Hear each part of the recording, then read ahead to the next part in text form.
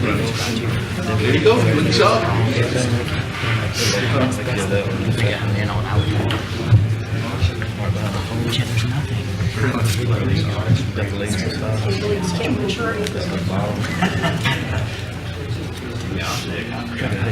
All right, ladies and gentlemen, we'd like to call this meeting of the recess meeting of the Board of Aldermen to order.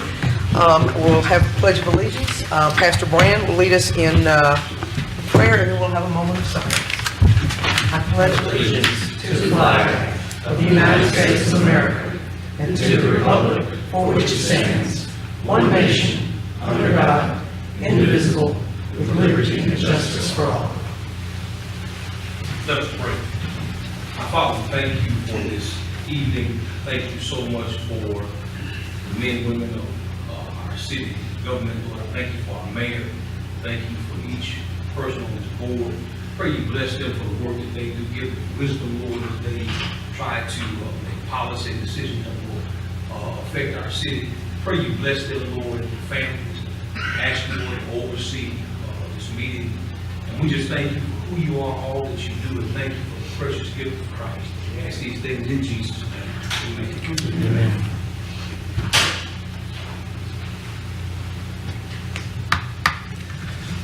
Thank you, everyone. We appreciate you being here this evening. This is our last meetings for the Board of Aldermen for 2017, and we will go ahead and immediately go into approving of the official agenda with consent agenda items. Do we May I be recognized, Mayor?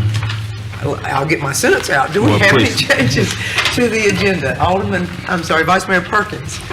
Sorry about the interruption, Mayor. Are you finished? I am done. Okay, thank you very much. Thank you. Two things on the agenda. One, on the consent agenda, I want to remove item number on the personnel under I-3, request authorization to hire Amy Counterman as the temporary full-time code enforcement officer in the Community Development Department. Okay, so we're removing that from consent. Okay, and I have another matter. Can it be heard now? Yes, sir, of course. Mayor, I want the agenda to be reordered right now. After we approve this agenda, I want to go into a closed session determination to determine whether or not we've declared an executive session. All right, well, we will, okay, let me, For a personnel matter. yes, sir. All right, let me, let's see here. Now we'll have to figure this out. All right, any other changes to the agenda? Alderman Carver?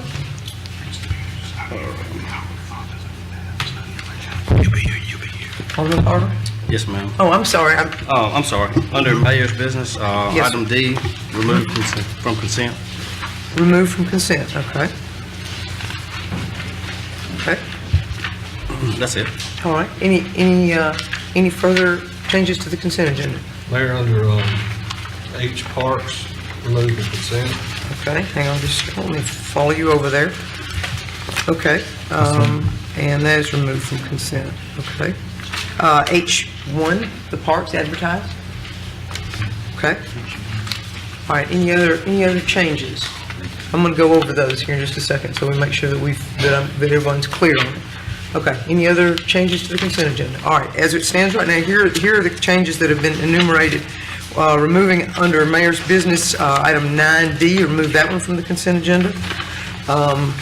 Under item H1, remove the advertising for proposals for concession services from the consent agenda. And under personnel, remove item 3, hiring temporary full-time code enforcement officer from the consent agenda, as well as Vice Mayor's request to place an executive session immediately after approval of the consent agenda, of the agenda. Is that correct, Vice Mayor? Oh, yes, ma'am, Mayor. Thank you. Okay, all right. So any objections to those changes to the consent agenda? Okay, do I have a motion to approve the official agenda? Mayor. I'm sorry, I heard Alderman Miller. I have a motion, second? Second. Second from Alderman Little. Any further discussion? All those in favor? Aye. Opposed? Motion carries. Okay, that being the case, we will go into closed session to determine the need for executive session. If everyone could please clear the room while we do so.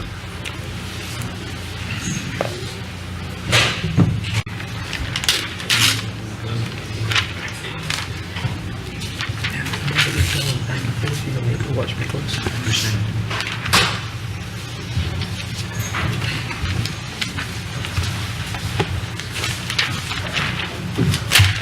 right, I believe everybody's back in. Good evening again, ladies and gentlemen. The board took no action in executive session, so we will move forward into the remainder of our agenda. And my first obligation is to read the consent agenda items, which I will do now.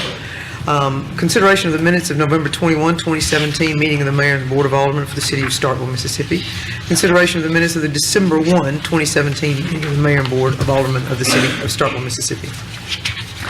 Approval of a memorandum of understanding with Mississippi Department of Transportation for landscaping Highway 12 medians, SP-0018-03, sub 025, end of paragraph LPA/107158.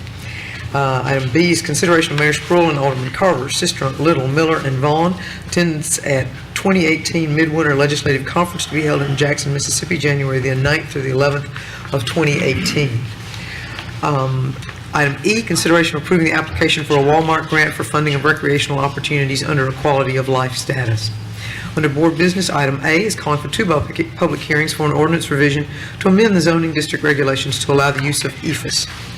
Department Business Airport request authorization to re-enter into the gold service agreement between QT POD and the City of Starkville for support on the self-serve aviation credit card terminal for a term of 1 year in the amount of $995.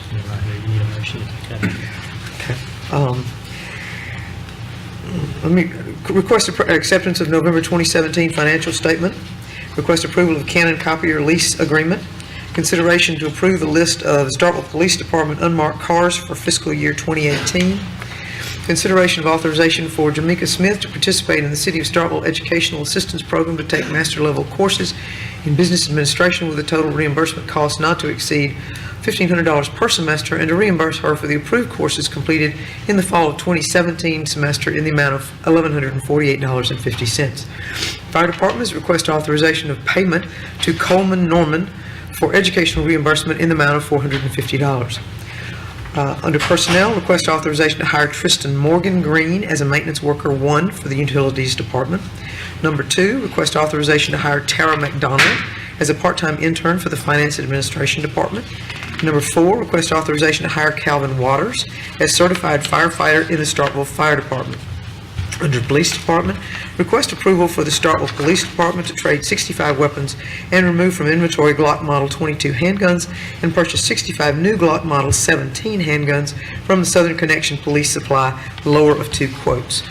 Number 2, consideration of allowing Corporal Chris Jackson to attend Managing the Property and Evidence Room training, which will be held in Birmingham, Alabama from January the 16th through 17th, 2018, at a total cost not to exceed $625. Under Utilities Department's request authorization for Starkville Utilities to initiate a task order with Volkert for distribution system hydraulic model development and evaluation for Starkville Utilities water distribution system. Number 2 is request authorization to begin the procurement process for engineering services for the Starkville Roundhouse Road Sewer CDBG project. Number 3, request authorization for Starkville Utilities to accept the lowest and best quote to repair a 50 horsepower Fairbanks Morse pump from Electric Motor Sales and Service at a price of $7,568.34. And number 4, request authorization for the City of Starkville to execute agreement with Clearwater Consulting for engineering services associated with an agreed order of consent with the Environmental Protection Agency for system modification and improvements to the Starkville Municipal Wastewater Collection System. At this time, I would entertain a motion to pull under Finance and Administration item 1, which was the claims docket. So moved. I have a motion from Alderman Little. Do I have a second? Second. Second from Alderman Miller. Any further discussion? Alderman Sistrunk, discussion? Not about that particular item, but I have something to clarify. Okay, all right. And you mentioned pulling off consent, but staying on the agenda. Yes, pulling the claims docket off of consent, and I have a motion and a second to do that. All in favor? Aye. Opposed? Motion carries. Alderman Sistrunk, I see your hand. Under board business, the calling for the 2 public hearings, if we could add a date for that first public hearing to be our second meeting in January, Okay. with staff to have us a proposed ordinance before then. Okay, so you're making a motion to amend the consent agenda to reflect the date? I think. Okay. To a date to be January the 16th, is that correct? Yes. Okay. Do I have a second to that motion? Second from Alderman Carver. Thank you. Any further discussion? All in favor? Opposed? Motion carries. Okay, that will be reflected as January the 16th for Board Business 10A. Okay, I think we made our way through the procedural part of that. So we will move into announcements and comments, and beyond, Merry Christmas to all of you, and Happy New Year as we go into the next year. I don't have anything to make any announcements about. Does the board have anything that they wish to? Vice Mayor Perkins. Yes, ma'am, Mayor.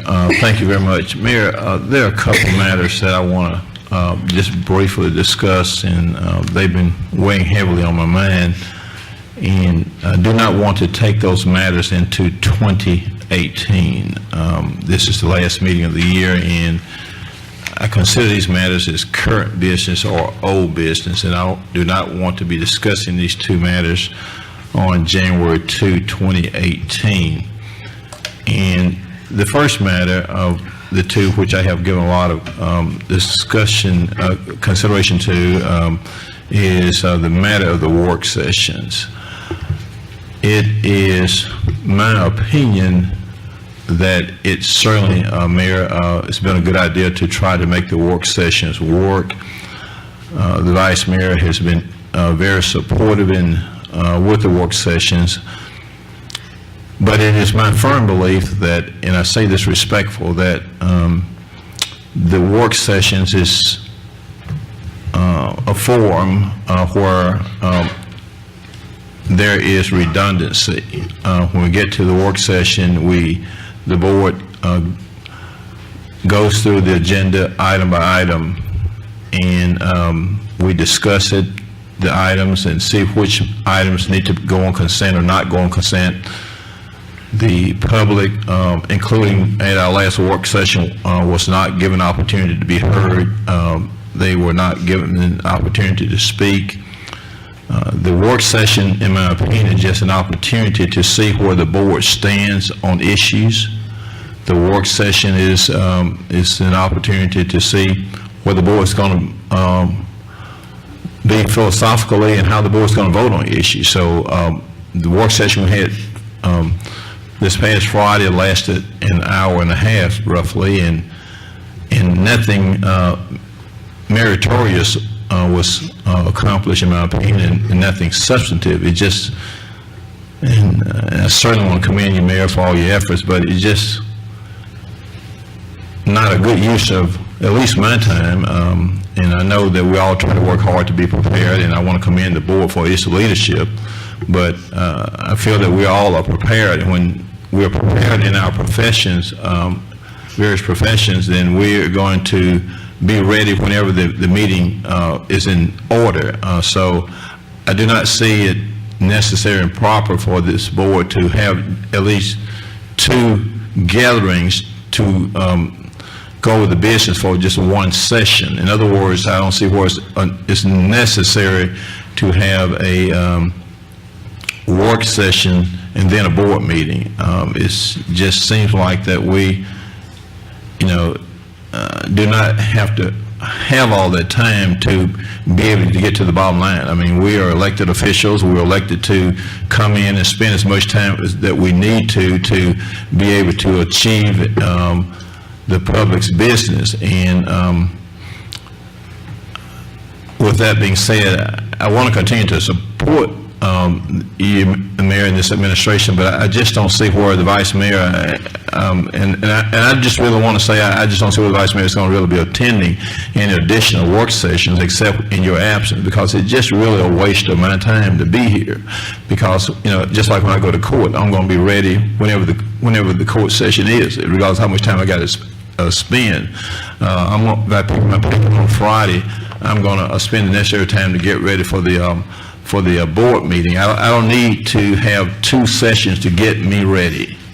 I'm going to be ready and spend the amount of time that is necessary. But I'm not asking the board to take in action. I want to give those comments to the mayor and the board tonight very respectfully. The next work session is scheduled. I would take it, going to be Friday the 29th, and I just don't see any need for me to be there. The board is not taking any official action. They're just sitting there and going through the packet. I can do that without having to do that. I mean, it's kind of elementary in my opinion. So I just don't see any real need to continue the work session, but that may happen. I'm not telling you to stop them, but there's no value in them, in my opinion. And then we had 2 citizens at the last meeting that they're not given due process. They're not allowed to speak. They can't be heard. It's not good decorum, good governmental practice, in my opinion.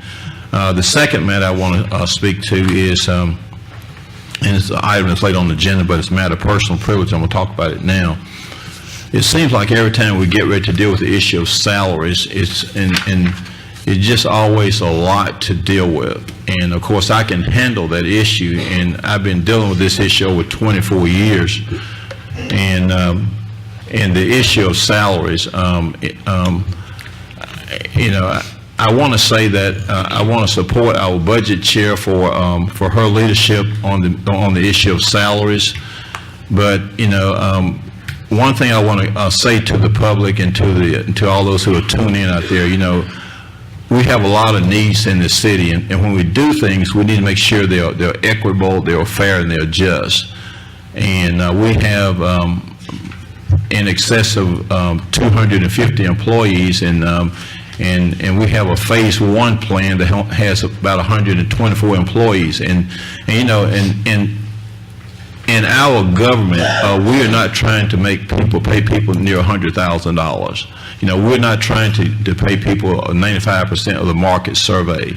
We're not trying to pay healthy salaries in our city. I looked at the phase 1 and phase 2 plan. There are some people who are being recommended for salaries in phase 1 and then turn around to phase 2. We have people who are being recommended for salaries to make $96,000. We're not intended to pay those kind of salaries. My old school philosophy is, we just give a percentage increase across the board. And, if a person does not want to stay with the city, then they can go find them another job. We're not trying to pay no 70 and 80, and 90 and $100,000 to employees. And I just want to say this as an onset, and before we got into some discussion tonight, and what I like to see, I want to commend the budget chair for her leadership, but what I would like to see when we get to that point, I like to see the board not take any action on salaries tonight. This is just one option. We need to look at all our options, and we need to go through this very carefully. It costs about $486,000 to implement this plan that's recommended. And this phase 1 going to include less than half the workforce. What about the morale? You may be thinking that we're treating the employees fairly, but what about the taxpayer? They're footing the bill. What about, just at the work session this past Friday, there was a discussion about 4 roads in my ward and the next area. We don't have the money. We got to wait budget year. Somebody asked about adding Lewis Lane down there. We don't have the money. But yet we want to pay a salary that matches 95% of the market survey.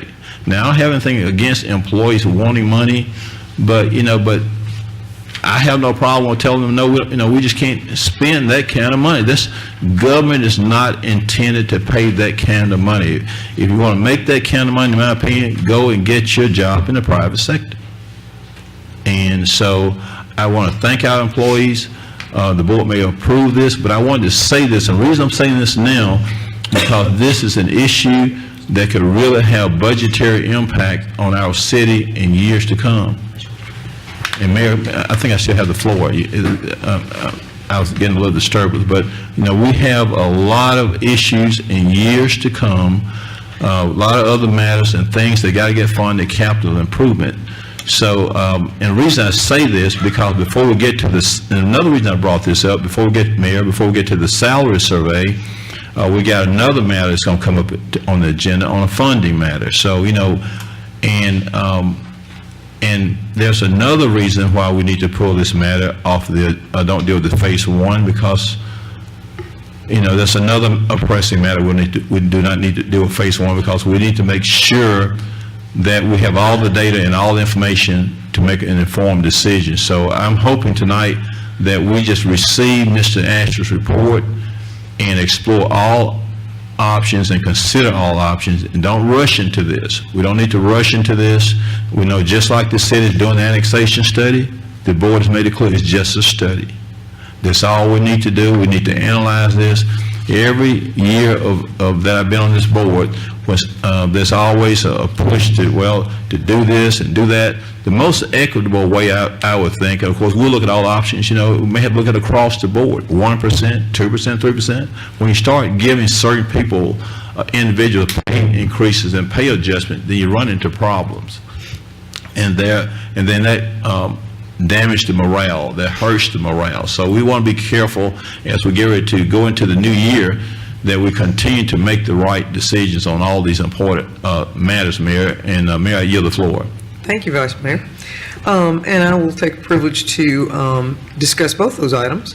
One of them is the work sessions, and I am very sorry that you're not finding them valuable, because one of the things that I find valuable about them is that we have an opportunity to discuss items of significance and have that dialogue, and then have a weekend to think about those decisions as you go forward, rather than making them in a vacuum based solely on the staff report, without some input from our fellow board members who are also elected to provide their thoughts on any issues that we're taking up that are substantive. And I actually thought Friday's meeting was quite valuable, because I thought Alderman Walker in particular provided some insight into the roads that we were looking at and some other things that might not otherwise have been available in time to have some reflection on these things that we do discuss.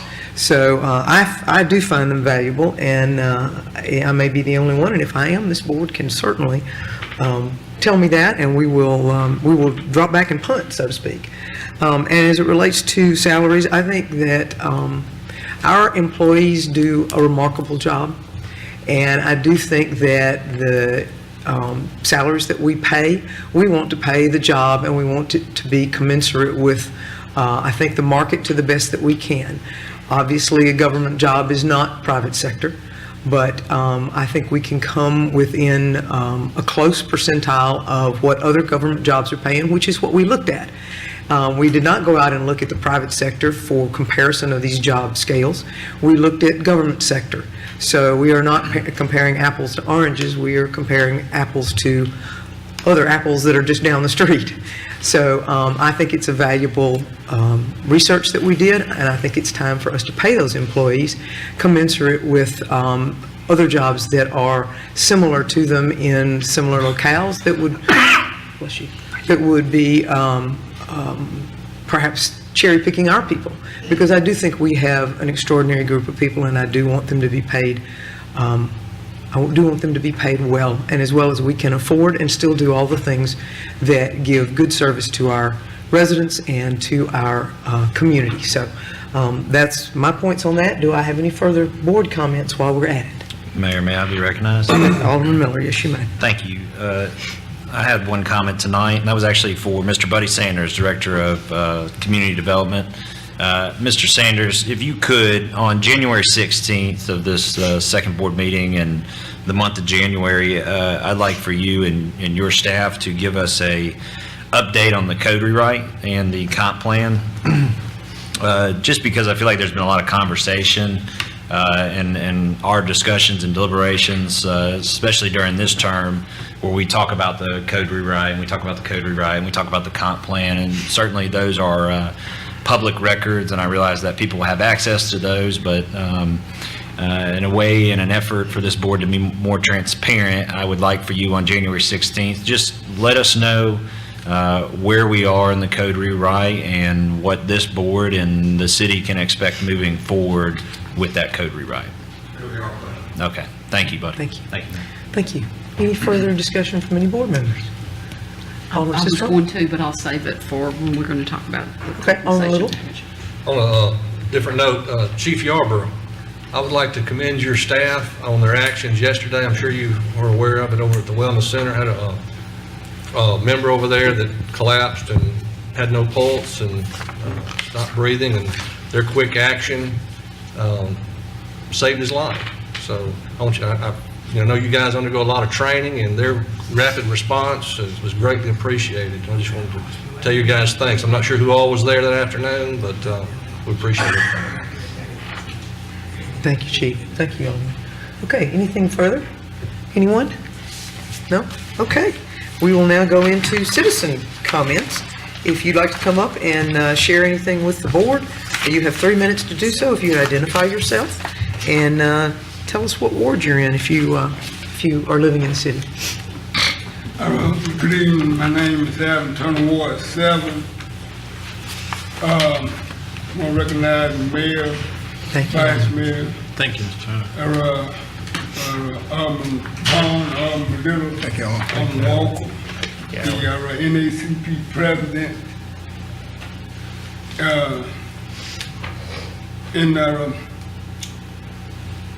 About 2 weeks ago, just about, I was in Columbus and I was approached about some officers of Columbus and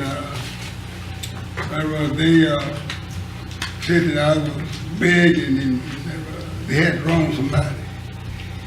But thank goodness I had my police shirt on and knew my chief. They knew my chief, but harassment, that's not good with citizens. But gotta keep my book with me now. The Citizen Academy was good.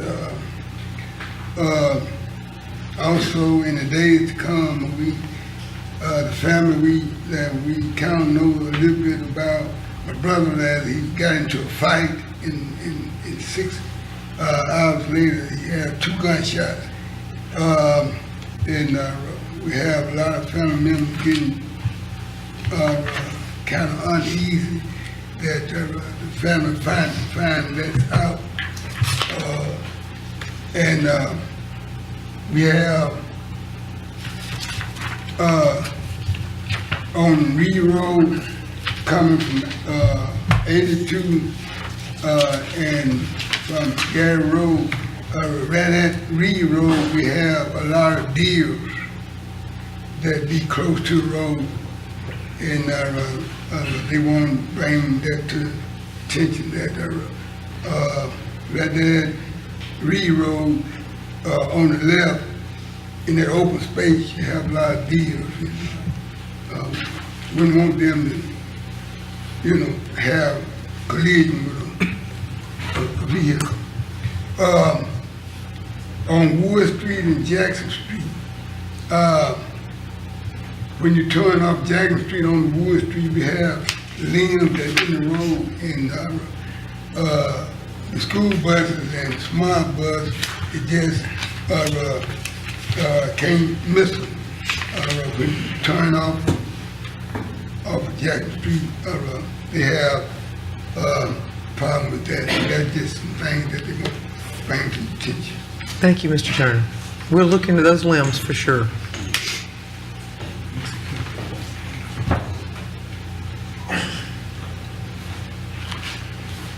Good afternoon, everyone.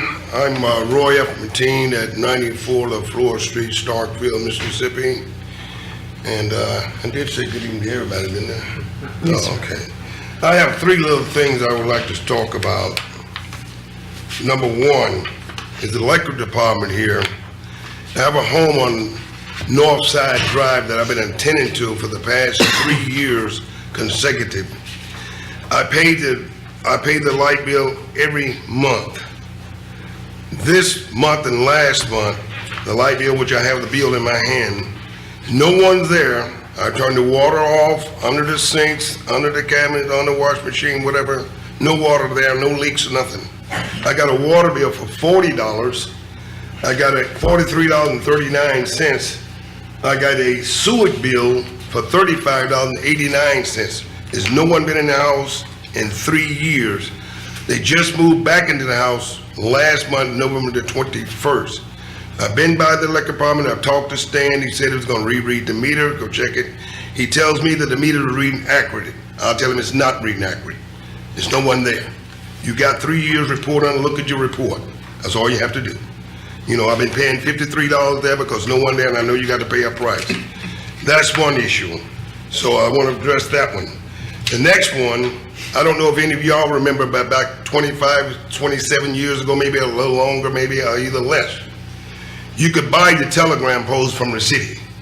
You used to buy your own telegram poles. telephone pole? No, not that telephone pole, your electrical poles. Back then, you could buy them. I bought some 20-some odd years ago, because my brother wanted lights out there, so I told him, if you would pay for the lights every month, I will buy the poles. He tells me that he's been there for 2 years, he don't know anything about that. I said, well, I don't know anything about what you're saying either, but I do know that I pay for those poles. I don't mind paying for the light services, because I'm due to pay that. But I don't want to pay for something that I've already owned. Those poles are already owned. That's another issue. The next issue is that I don't understand is that something need to be done, something should be done, and I believe it's something y'all can rectify this in some way or help some people in this respect. It doesn't make sense. Most people get their checks on the 3rd. This bill here is always due on the 1st. I tried to get him to rearrange it where that, the people won't be out of that extra cost. But every time you want to stick that late fee on there, but you don't get your check until the 3rd, how you going to pay it on the 1st? So I'm asking y'all to help me in this respect, to do whatever you can possible, tell me what I need to do, or what am I doing wrong? Okay. I'm gonna let you visit with Mr. Kemp, who's in the back right there. Hey, raise your hand, Terry, thank you. If you will visit with Mr. Mateen, please, sir? Thank you. You Thank need you, me Mr. to just Mateen. talk with him. Yes, sir, please. Yes, ma'am. I Thank sure you so will. much, sir. Nice to Thank see you. you very much, and Merry I wish all of Christmas. you a happy holidays. And I would like to say one special thing. That seat fits you good, and congratulations, sister. Thank you, sir. Appreciate it. Thank you all. Yeah, thank you. All right, any other citizen comment?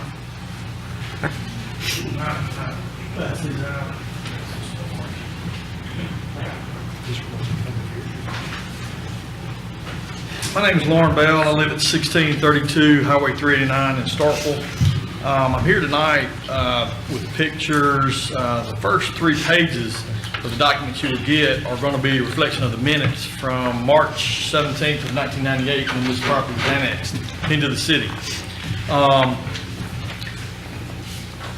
Sutter Road is in poor shape, and it was annexed at that time, back in 98.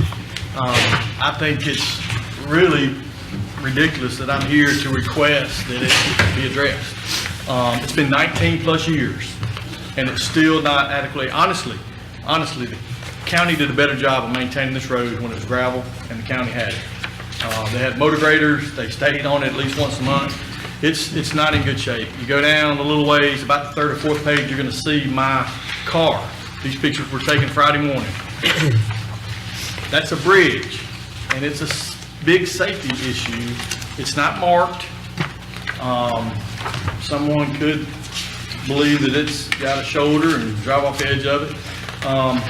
But 2, during this 19 years, we paid taxes on that property, a lot of taxes on that property, and they've continued to go up since it's been annexed into the city.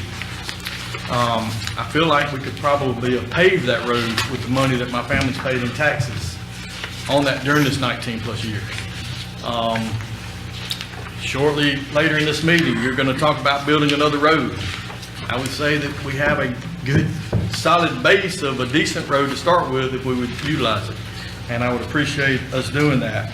It's a couple things. We are going to talk about a road into the proposed industrial park that will be adjacent to this, straight south of it. I would think that this road would enhance the park.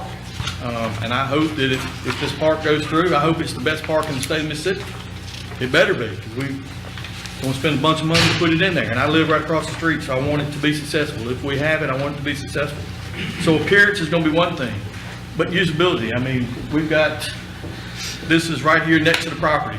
And it's almost like if we make this road good, we can't, it'd be almost detrimental to the park. My property would be as valuable as the park property. So you guys sit somewhat on the purse strings of what property value.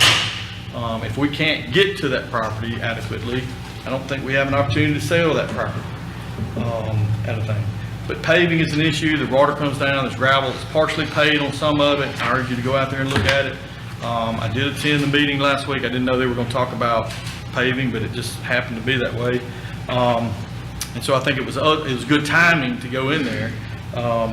But we need to make it attractive. We need to make it fully functional. And then it's the safety issues, guys. It is not in good shape. You can see it. It's not wide enough. It's not paved well enough. The drainage is not good. And obviously that bridge is not in the best of order. And I think, 3 minutes, I'm sorry. Thank you. Appreciate it. Thank you so much. All right, Mr. Kemp, when was the last time you were checked out Sudeth Road? Okay. All right, thank you. All right, anyone else? No. Citizens, I'm sorry? And I'm assuming that that is a public road, Sudeth Yes. Road is a public road? Yes. I'm sorry, Sudeth Road? Yes, Sudeth Road. Okay, any other citizens' comments? Alderman Roll?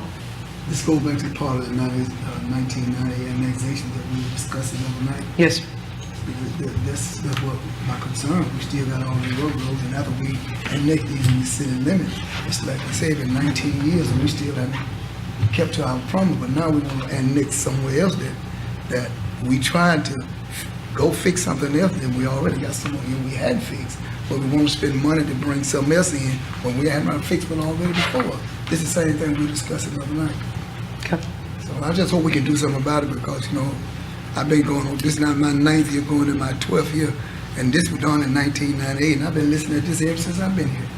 I just wish we can find a way. We got money, we got $7.5 million, we're gonna spend it everywhere else. I can't see why we can't fix this. Yeah. All right, thank you. Board, I don't see why we can't fix this. It's just a problem. I can tell, listen, that's the only reason I brought it to the board, but I can tell, listening to constituents bringing it to me, which is not in my ward. But I'm an alderman for the whole city of Starkville, Absolutely. not just Ward 7. Yes, understood. Thank you, sir. Okay, any other discussion? Okay, any other citizens' comments? Okay, we'll close the citizens' comments, and we will, excuse me, let me fold my paper over here. We have no public appearances this evening. We have a public hearing.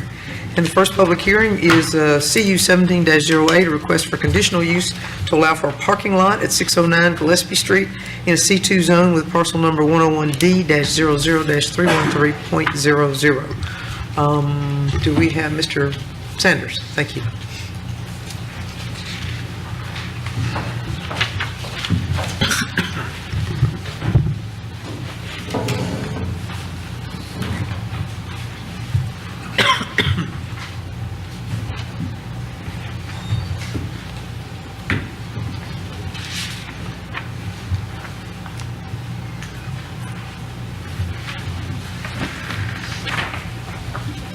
Mayor, Vice Mayor, Board of Aldermen.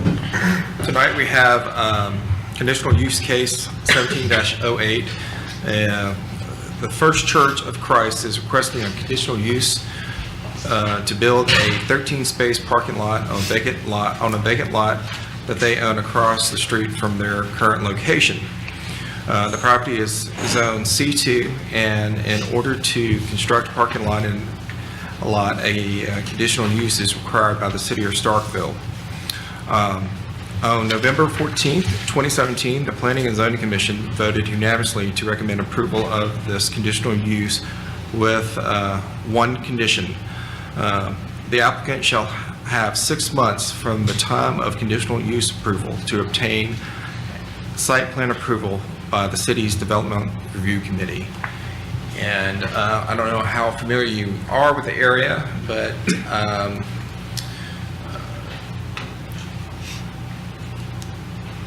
this is the Marathon Station.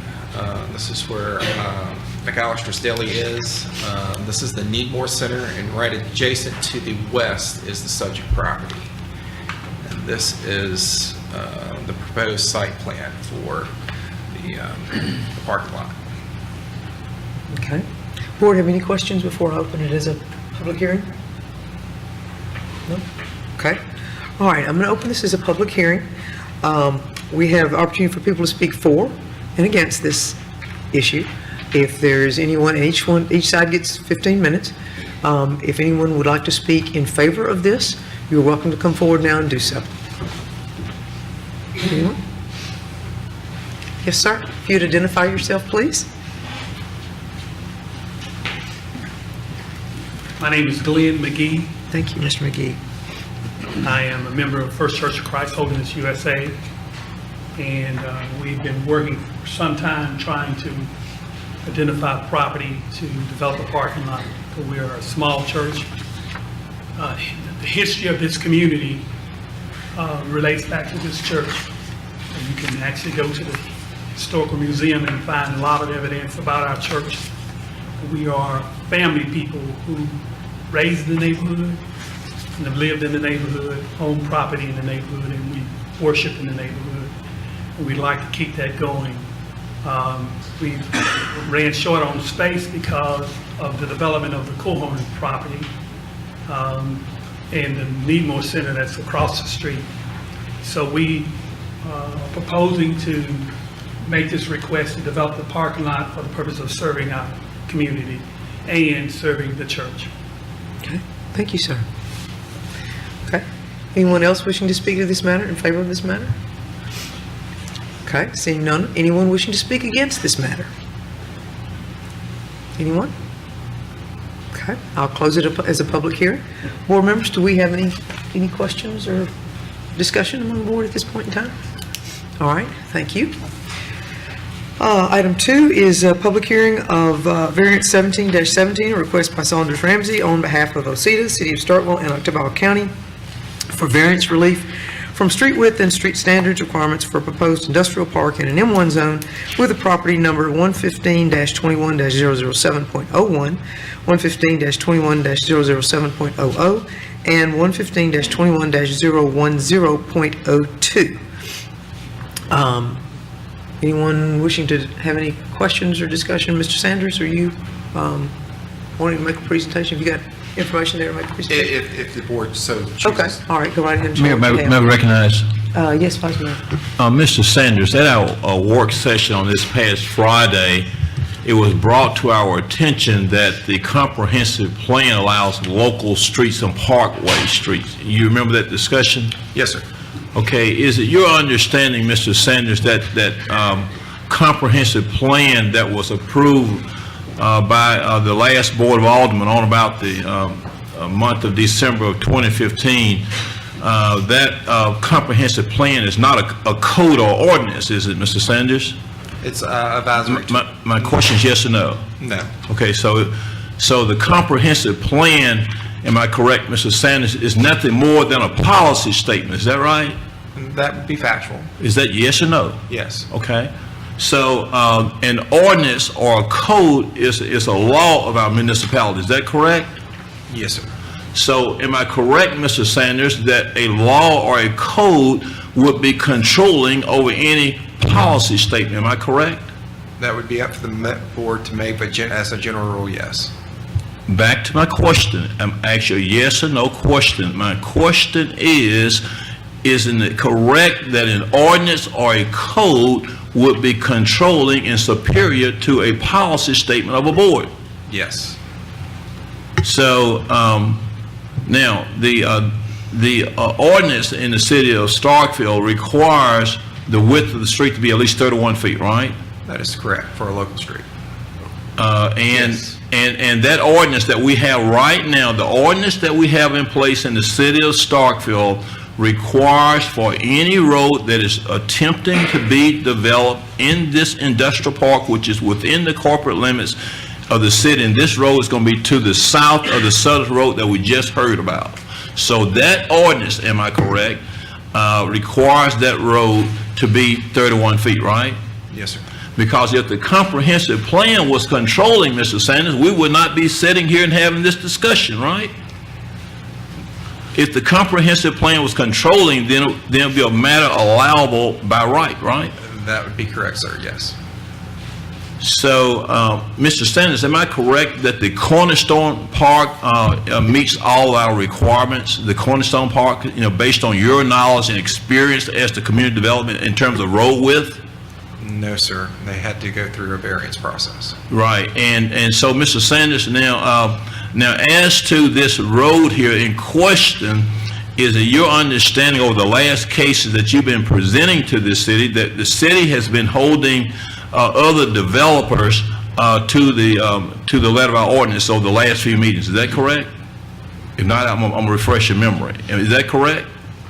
they've had to follow the process and go through the process and go through what is required by either the process or the ordinance, yes, sir. Even the last two meetings, we've had requests for deviations from our ordinance, and the board says we're going to follow the ordinance. Is that correct? The last board meeting, there was appeals that were denied. And there was a appeal that was denied about moving a house from one location to another location. Is that correct? That is correct, yes, sir. And we also had a appeal denied by having an exception of variance to our sign ordinance, right, Mr. Sanders? That is also correct, sir. So now, Mr. Sanders, I understand it that this property in question is a property that the city has a lot of interest in. Is that correct? Yes, sir. And it is the city that is also is supporting this variance. We're trying to give ourselves an exception, correct? Us and the county. But the city is you understand the city is contributing $7 million to this project through the issuance of 2.6 mils in tax increase. Is that correct? To my knowledge, yes. And the county is contributed $7 million as a result of 2.6 mils, roughly, more or less, correct? Also to my knowledge, yes. So the city and the county has a strong interest in wanting this variance, right? I would assume so, yes. So basically, this board is sitting in judgment trying to give a variance request itself, right? To your knowledge. Well, yes. Sir? A variance to OCEDA, yes. With the city having a vested interest as a result of this millage increase we're giving, right? With OCEDA being one half of, with the city of Starkville being one half of OCEDA. Mayor, I yield at this time. Thank you, Vice Mayor. Okay.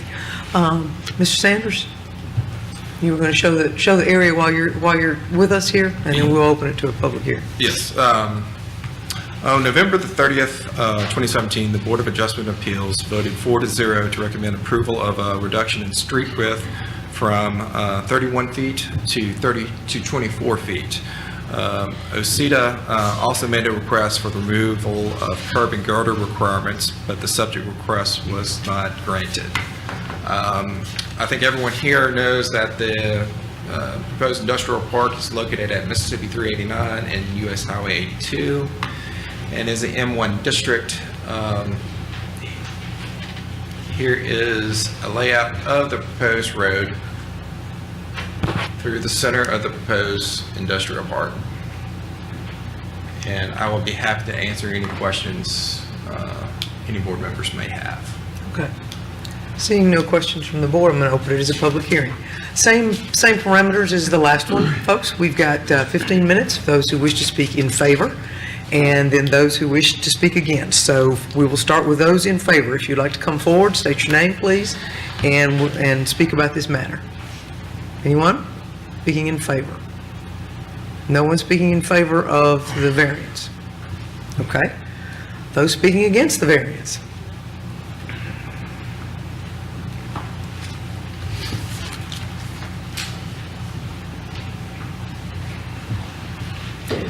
Yes, ma'am, if you would state your name, please, ma'am. Leah Ellis. I have a letter that I'd like to read tonight. Starting, obviously this letter was written before Mr. Perkins' comments earlier about the work sessions, but I'm going to go ahead and read what I have and go from there. My sister Laura White has provided me a copy of the letter she emailed you all earlier this week. I'm here to concur with her concerns as well as to add my own. I was in attendance at the work session last Friday and was disappointed that no public input was allowed at the work session. For a meeting to truly be considered a work session and the chance to review the different aspects of an extremely important issue, it would make more sense to at least allow a timed, even 3 minutes worth of comment from both sides. As it is,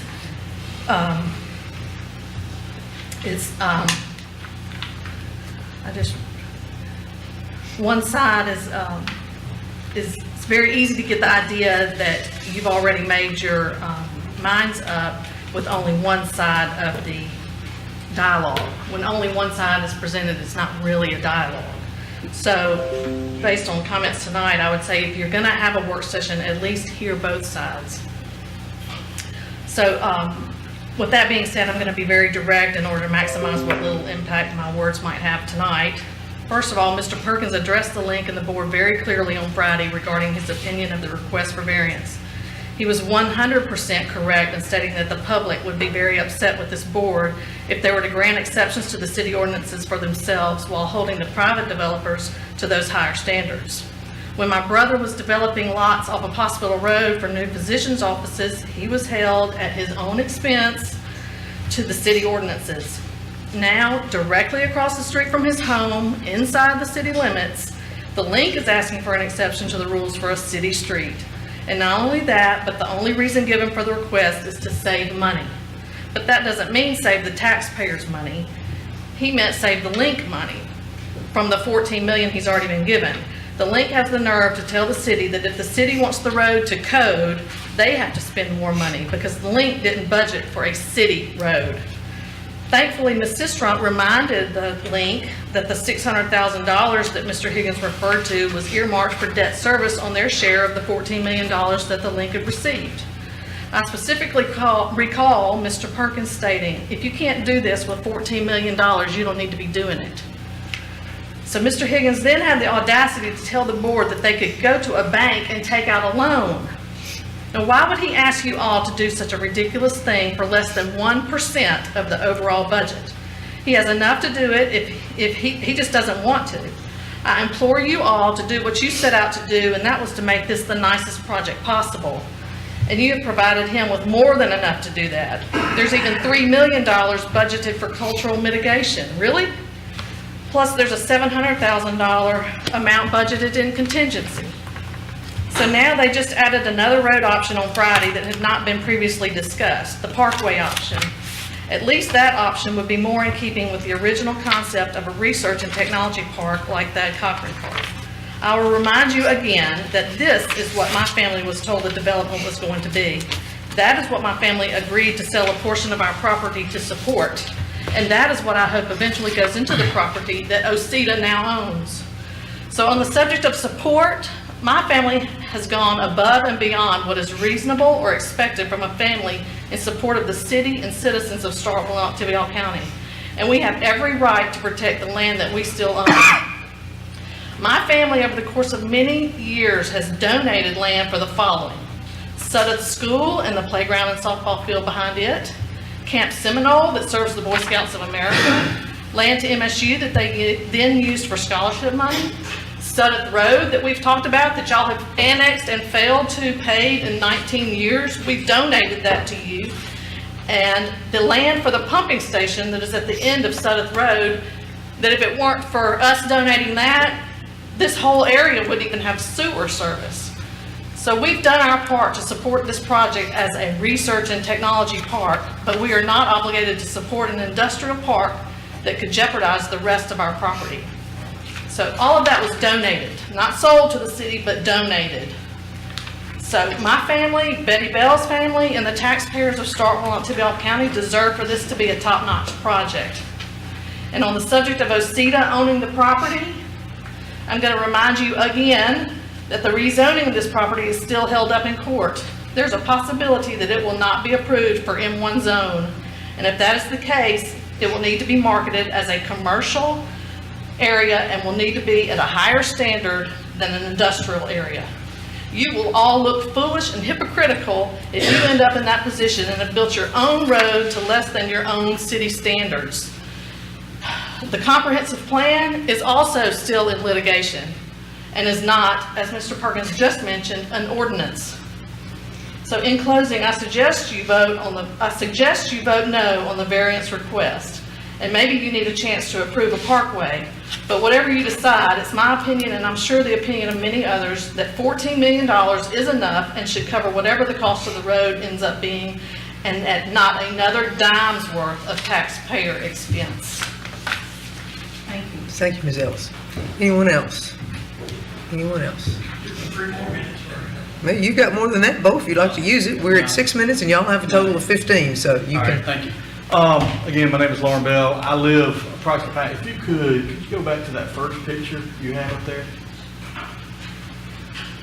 That rim will be fine. If you don't mind, I'm just going to show you here. You know, we are talking about the road, and I will go back to when, and I really don't know. I mean, I value Simon's opinion. He's a great engineer. And honestly, I don't know whether we need 2 lanes. I don't know whether we need 4 lanes. lanes, I don't know where we need curb and gutters. We just need it nice.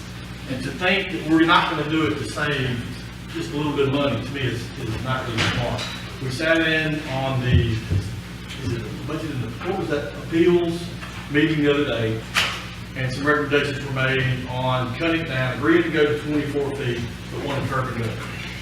I don't know that that's the right thing, and someone came back with several different options of that. I love the parkway thing, but that wasn't something that was addressed at that point. When they made that decision and made that recommendation to you, a parkway wasn't an option at that time, or they weren't familiar with it. So I urge you to think about that. We need to make sure that this works and it's really nice. You know, there's some things in the paper the other day that said Mississippi may only get 2 times a year to have a shot at getting a business in. We need to have the very best part that we can have. Now, we're talking about putting this road in somewhere through here. This is an existing road now that this existing road will tie into. So I'm curious, why don't we also enhance this property, which would enlarge the opportunity to market an industrial park by enhancing Southern Road, which would be tied into Rutherford Road and ultimately into the new road that you're talking about building on. Again, my family's been labeled the black sheep during this process because we're battling this. We own 900 acres, starting here, all around it, and across the road, and I live there. We want to protect our history, and we want to protect our future. If we're going to have an industrial park, I want it to be a dang good one, you know. But that's not what we envisioned. Several of them, my sister included, want to build a house there. Well, you're not going to build an industrial park. I already live there. I'm stuck. I can't sell my house today from where it was 2 years ago. I just want it to be nice. And I'm not sure what avenue we need to do, but I urge you to consider making it nice. Whether it's for me, for my family, but more so for citizens of Starkville. But I do urge that we will consider doing something here to enhance the park's growth. Potential growth, if this thing takes off, would be that this whole area takes off. We can't wait 19 years to fix this road, which would give us other opportunities to grow the proposed park. And again, he's right, I mean, it is in court, but, you know, again, we've been labeled as black sheep because we're kind of fighting it. We're fighting it for several reasons. Some of us feel like we were betrayed during the process. Some of us feel like we were talked about during the process. There's multiple issues of why there's people having issues. But I urge you to consider making this road nice. You don't need the skim. Whether it's a parkway, I personally, I wish it was just like that. I wish it was 4 lanes with a parkway. I want it to be nice enough that people want to be there, if that's in fact what ends up being there. Thank you, Mr. Bell. All right. Any other public comments? Any other public comments? Yes, sir, you may come up. I'd like to comment on something again. Are you in favor of this item? No, I'm going back to my item. Oh, I'm sorry. This is strictly about this public hearing. I'm very sorry. I'm very sorry. Okay, thank you. Thank you. All right. Anyone else wishing to speak to this item? Okay, I'm going to close it as a public hearing. And we will move into mayor's business, which we have 2 items. One is consideration of an application for the assignment or transfer of new enterprise exemption from ad valorem property taxes previously granted in December 31st, 2025 to the Claiborne at Adelaide LLC under Section 2731-101 et sec of Mississippi Code 1972 as amended. May I recognize? Vice Mayor, go ahead. The gentleman from First Church Christ Holiness Yes. don't understand. Would you explain to him whether he'll be given an opportunity to be heard again before we call that matter? He's a little concerned about that. He's All right. with his hand raised. Would you address him, please? Yes, sir. We stand, Dr. McGee. Mr. McGee? I'm sorry, was there something, was there something in particular that you wanted to say about at the public hearing? There's an error in numbers. The numbers are not correct. The church address is, the property's address is 608. Okay. And it's 609, and just a correction, it's just a Okay, all right, well, Mr. Sanders can make that correction, I'm Right, I just sorry. wanted- I appreciate that, I'm sorry, I understand. Mr. Sanders, you make that correction? Yes, sir. Thank you, sir, I appreciate that. Thank you, Vice Mayor. Thank you. You're welcome. Thank you. Okay. Yeah. This particular item is, Chris, would you provide the technicalities of this particular item? for the Sure. board? Remember back in 2016, the board granted a new enterprise exemption from ad valorem property taxation to the Claiborne and Adelaide under Code Section 2731-101 et sec, because it qualified as a healthcare facility under that statute, and the Mississippi Department of Revenue looked at it and signed off on it and approved it. And the board actually entered into the exemption on October 18 of 2016, and the exemption was set to take effect on January 1 of 2016, or counted as that's the start date, to run 10 years, so we're 2 years into the term. Now the Claiborne and Adelaide wants to sell to Waypoint Residential Services LLC, and as a material financial consideration of the sale, Waypoint wants to assume the tax exemption. So the tax exemption would continue. Waypoint has pledged that it will continue to operate the assisted living facility uninterrupted, so it will continue to qualify for the exemption, and that exemption would run through December 31 of 2025. So what is at issue is transferring the exemption from the Claiborne and Adelaide to Waypoint Residential Services LLC. And that is an appropriate and allowed Under the statute. under the yes, ma'am. statute. Okay. As long as the enterprise continues in its state. Okay, all right. Do I have a motion? Move approval. Alderman Little, I have a motion in favor of. Do I have a second? Second. Second from Alderman Sistrunk. Any further discussion? Hearing none. All in favor? Aye. Opposed? Nay. Okay, I heard a nay from Alderman Miller and a nay from the Vice Mayor. So by a vote of 5-2, this carries, this passes. Okay, we removed the item D from the consent agenda, so this is consideration to approve a 10% pay increase for municipal court clerk of the Municipal Court Department effective December 20th, 2017. Alderman Carver, you had asked for this to be removed from the consent agenda. Do you have comments that you wish to make? I would, and I'm going to be presenting a motion. After consideration of what we discussed, this is into a position in which a city employee was elected into a county position. Considering it's a 40-hour work week load passed on to another city employee, and it's something with considerable, I talked with Judge Favor, and considerable workload and authoritative and executive decision-making abilities. I would like to approve a pay increase for the municipal court clerk to an annual salary of $50,000 effective immediately. Okay, I have a motion from Alderman Carver to move that the municipal court clerk be paid $50,000 effective tomorrow? Yes, ma'am. As in the 20th? Okay. All right, do I have a second to that motion? Second. I have a second from Alderman Miller. Any further discussion? Mayor, may I recognize? Vice Mayor, yes, you may. Mayor, what is your recommendation on this matter? Well, actually, I thought the 10% was an operational adequate amount. I thought it was an appropriate amount. I thought it fell within the range that went for municipal court clerk, which is what we're talking about. The 10% increase acknowledges her increased duties, and I think that's standard for what we have given in the past. So I was comfortable that that 10% was a fair and reasonable amount. I took from Mr. Ashford's research as it regards what the median range is for that, and I believe, Nav, if you will help me out here, was 44 to 52, is that correct? Yes, ma'am, that's correct. And this brought her up to 47, so I thought that was in a reasonable range.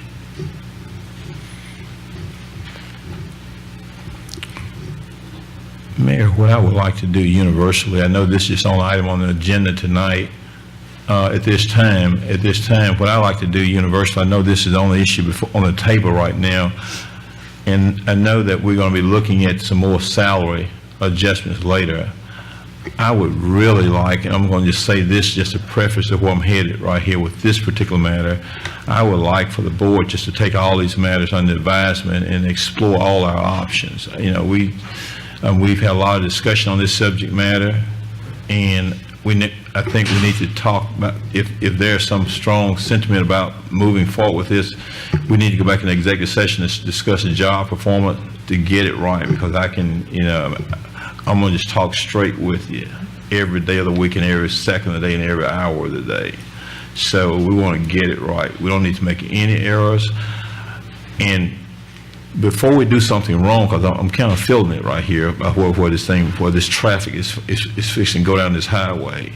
So before we get too far down this interstate, I would like to, if I could just kind of get an acknowledgement here that, we could take this matter under advisement together with it. I don't want to put this one under advisement, then when I get on down later on in the agenda, we're gonna put our feet on the gas and then try to not take that matter under advisement. So I like to just discuss all these.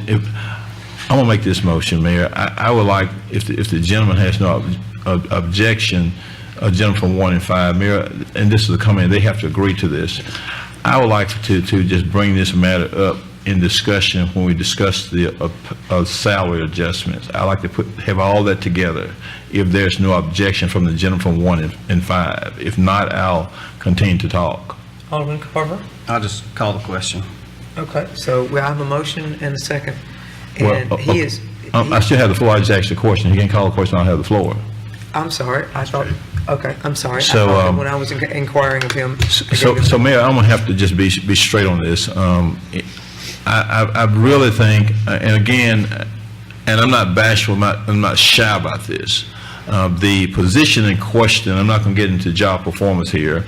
We're not talking about someone who's a court administrator. We're talking about court clerk. All we're talking about fulfilling the statutory duties. And just like I said earlier, we have a job. You come to work from 8 to 5. All we ask you to do is work and do what you're required to do when you get here. And so a 10% pay increase is reasonable. I mean, if I was on a job and somebody told me I get 10%, I would say, if you're my boss, Mr. Brown, say, oh, thank you so much. I sure appreciate you. And I'm going to let you know how much I appreciate you, and I'm going to want to work hard so maybe 6 more months from now, you'll give me another raise on your own. So,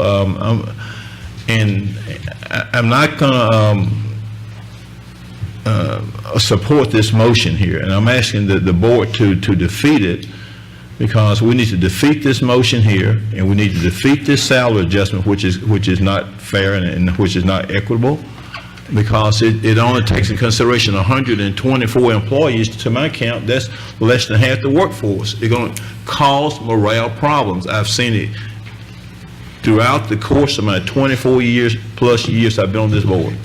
If you don't do it right and fair, it's going to be a morale problem. The only time I have seen not be a morale problem, basically when you give it just across the board salary increase. Just give everybody the same thing. I mean, it's because what we're doing here, we need to defeat this, because what's going to happen is, when we need to defeat this right here, and we need to defeat this pay plan that's as presented tonight. Just take our time, put the brakes on it, and let's explore and consider all options. What's the rush on it? We're talking about a $486,000 plan as presented. We got a lot of needs. We heard my great constituent here, Mr. Bell. We want to thank him for what his family has done. We got all these roads here. We got Lewis Lane. We got Sutter's Road. We got all these places. We got things in all of our wards, and we don't have a certain amount of dollars. We got things to do in our parks. We're trying to buy land down by the parks. We're trying to implement our park plan. We got to have some money. And we're going to run out of money at some point. I don't want no one to tell me that we don't have any money to do any overlays, any drainage, any ditches, any infrastructure. It's a battle to get a street paved. I have to produce a lot of sweat just to get me some good old asphalt out there. And this is working me hard. I appreciate our employees. They're working hard. But I'm not going to write the check and give the bank away.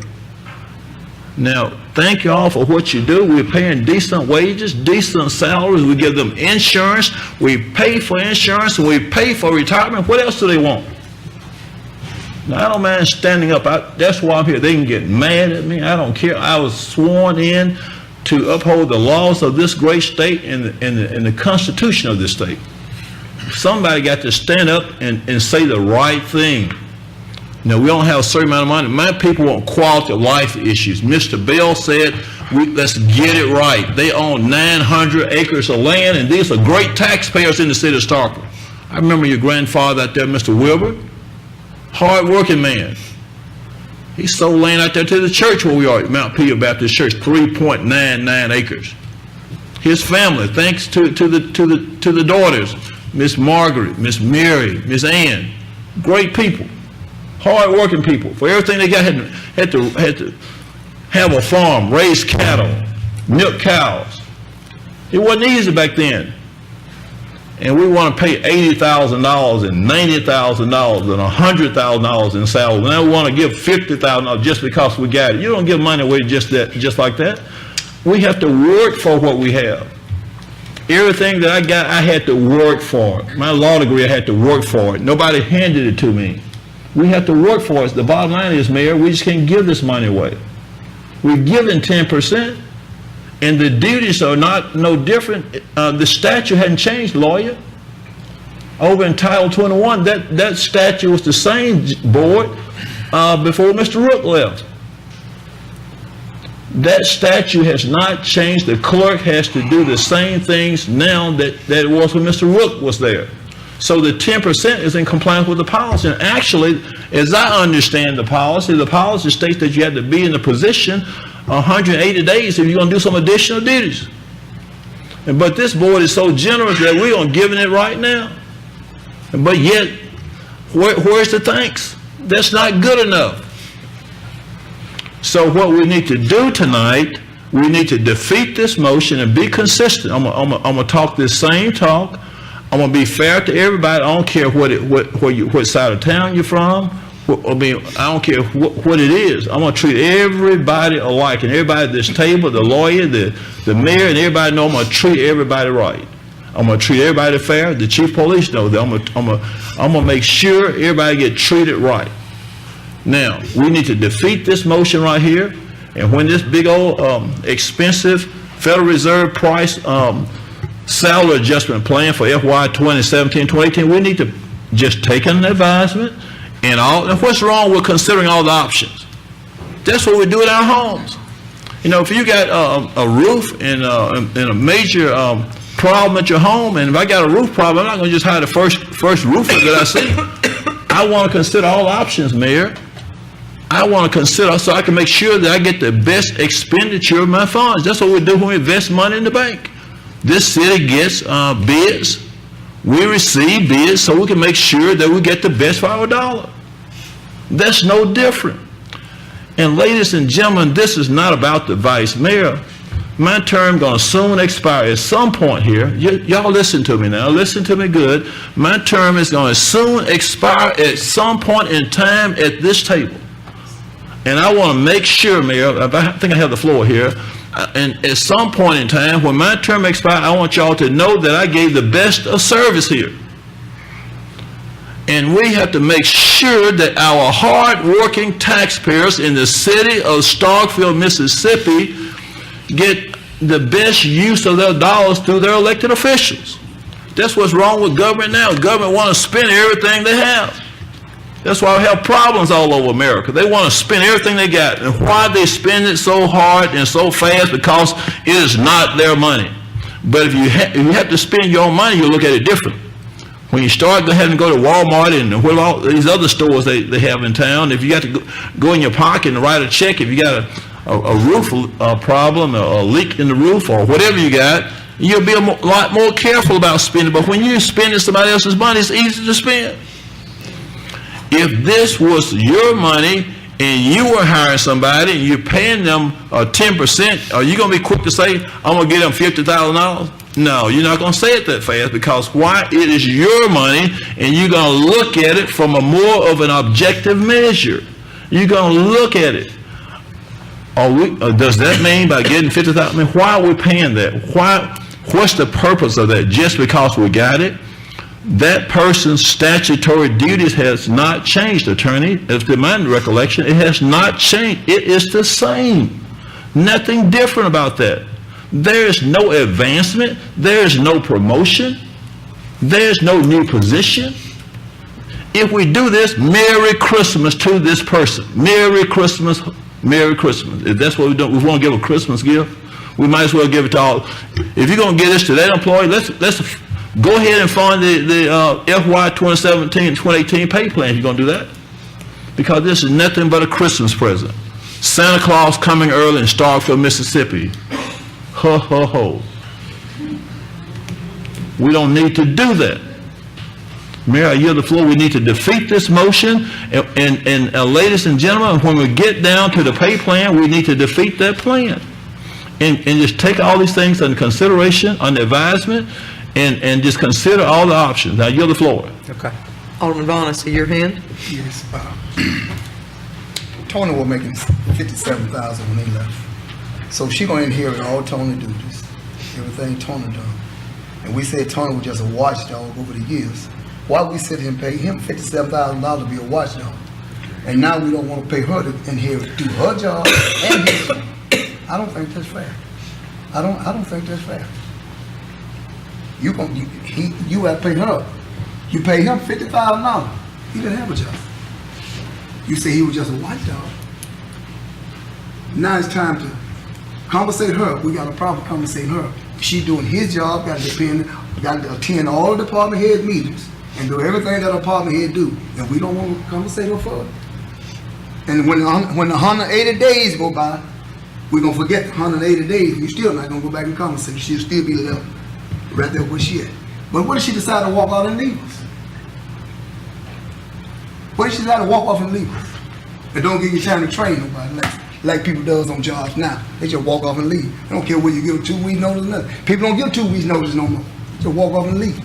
What if she just walk off and leave? Where are we at? Who gonna come in and complete the job for? Who gonna do the court work every day? What chief don't want to be? I guess chief won't be. I guess you had to go over there and do it. I guess. If she walk off and leave us. I don't see anything with increasing her. I don't see anything wrong with it. If this is what we gonna do. But you let Tony stay here 7 years doing nothing. Okay, thank you. I saw a hand down here. I thought I saw Alderman Carver first, and Alderman Walker after you, and I will come back. That was a good point. As far as calling the question, what has to happen? I mean, does that debate have to end, or does? You have to have the floor, and if debate has ended, then there can be a consent to vote. If there's a contention about whether or not debate has ended, then there's a vote on the issue, and it has to be a 2/3 vote to close debate. Okay. Do I have the floor? Yes. Okay. No, I'm respectfully continuing debate, but as far as this discussion, as far as our entire employee base, I think this one's separate because of a vacancy of a position due to a city employee being elected to a county position. This, in my opinion, is separate from the salary and equity adjustments that we're going to discuss later.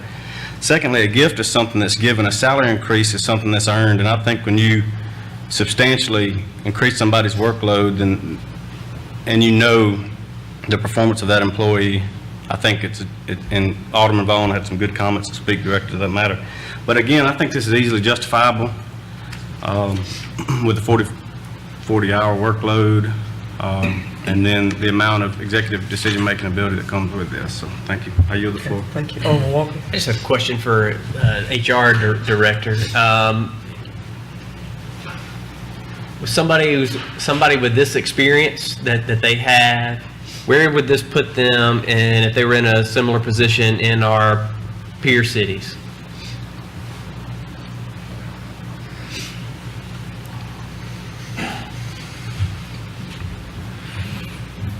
Hello, Mayor, Vice Mayor, Board of Yes, sir. Aldermen. With the position in question, looking over some of the surveys and data, like the mayor had said earlier, some of those ranges depending on what size court files and things that they have, some of those positions range from anywhere from like 44, 45 up to that $52,000 range.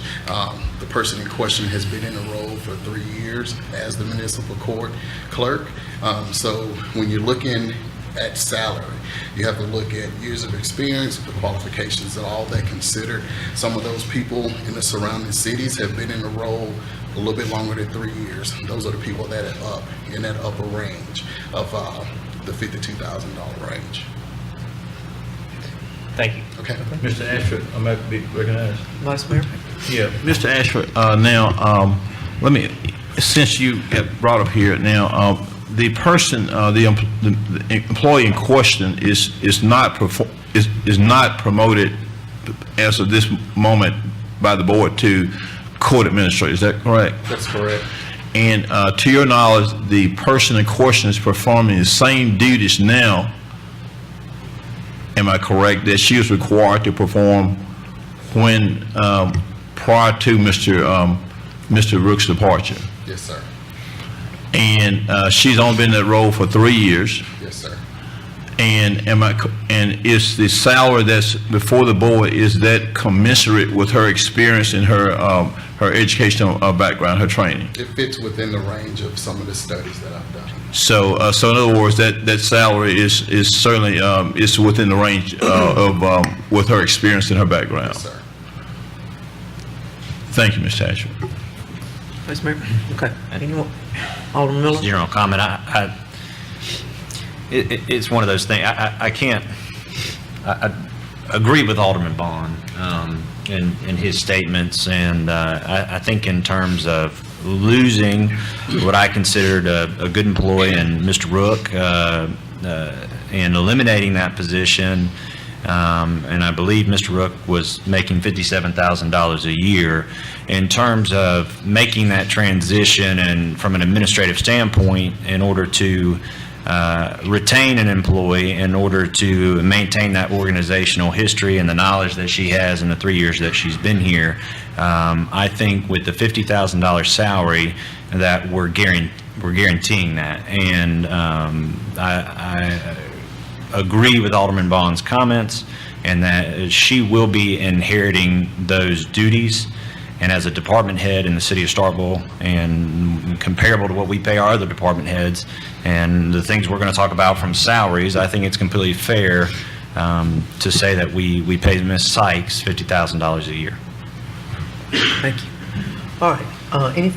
Alderman Sister? I understand completely what Alderman Bond was saying.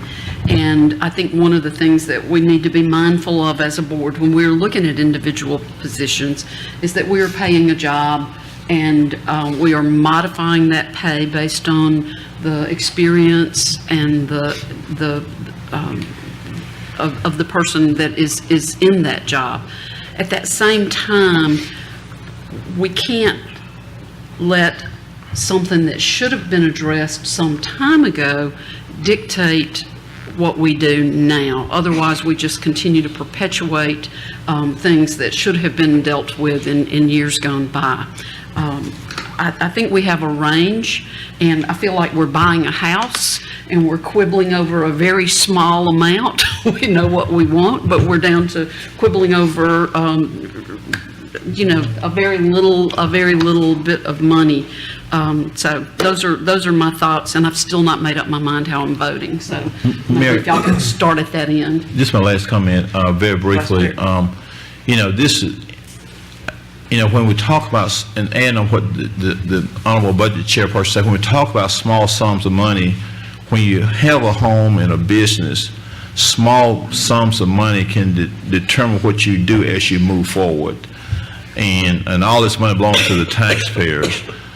And we need to make sure we make the right decision, because we're faced with other decisions down the road.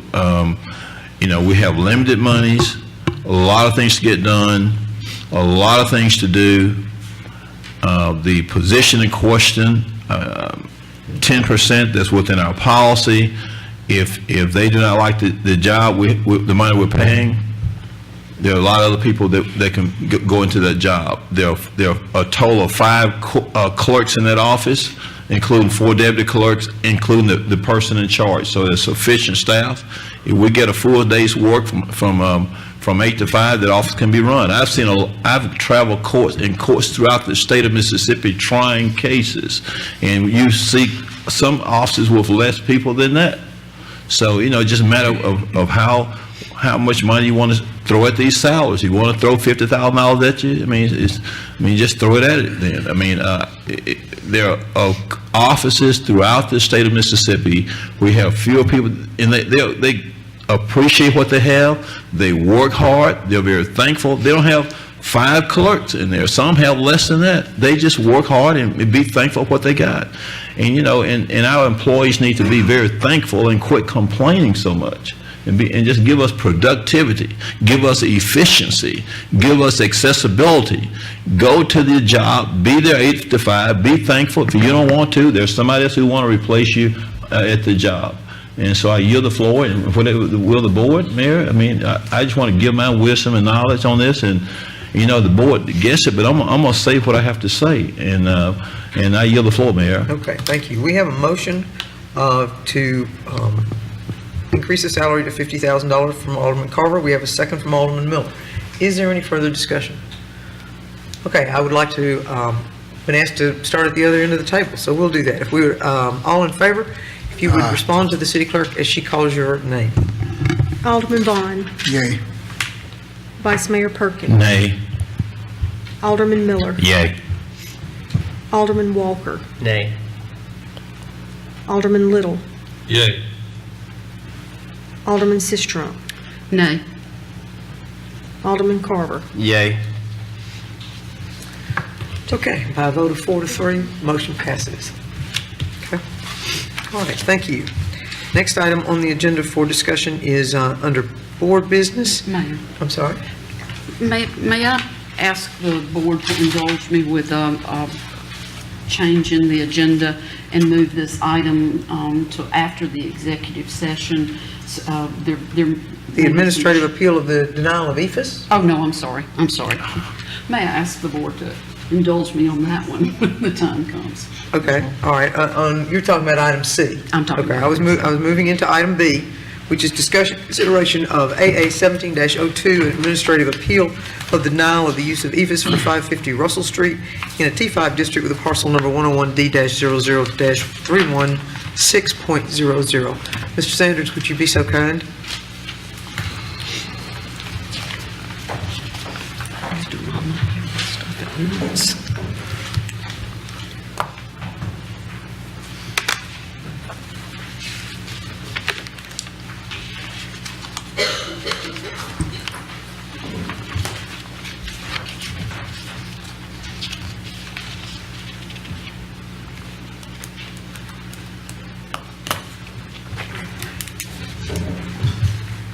Mayor, Vice Mayor, Board of Aldermen, I have before you today consideration of administrative appeal AA 17-02. The applicant, Mark Castleberry, is appealing a decision by the Community Development Department and the Planning and Zoning Commission not to allow the use of EFS on the second and third floor of the building currently under construction. The project is located in a T5 district. EFS is not an allowable facade material in a T district. At the November 14th, 2017 Planning and Zoning Commission, the commission voted 5-1 to deny the request for an administrative appeal from the decision of the Developmental Review Committee. On November 15th, 2017, the applicant appealed the decision to the Planning and Zoning Commission to the Board of Aldermen. What Mr. Castleberry, well, just to bring everyone up to speed where the property is located at. Located at the corner of Mill Street and Russell Street, right by the mill complex. Mr. Castleberry is currently building a mixed-use development filled with first floor of retail, second floor of condos. The subject building that he is requesting the use of EFS is here. The first floor will be a restaurant. The second and third floors will be 9 condos.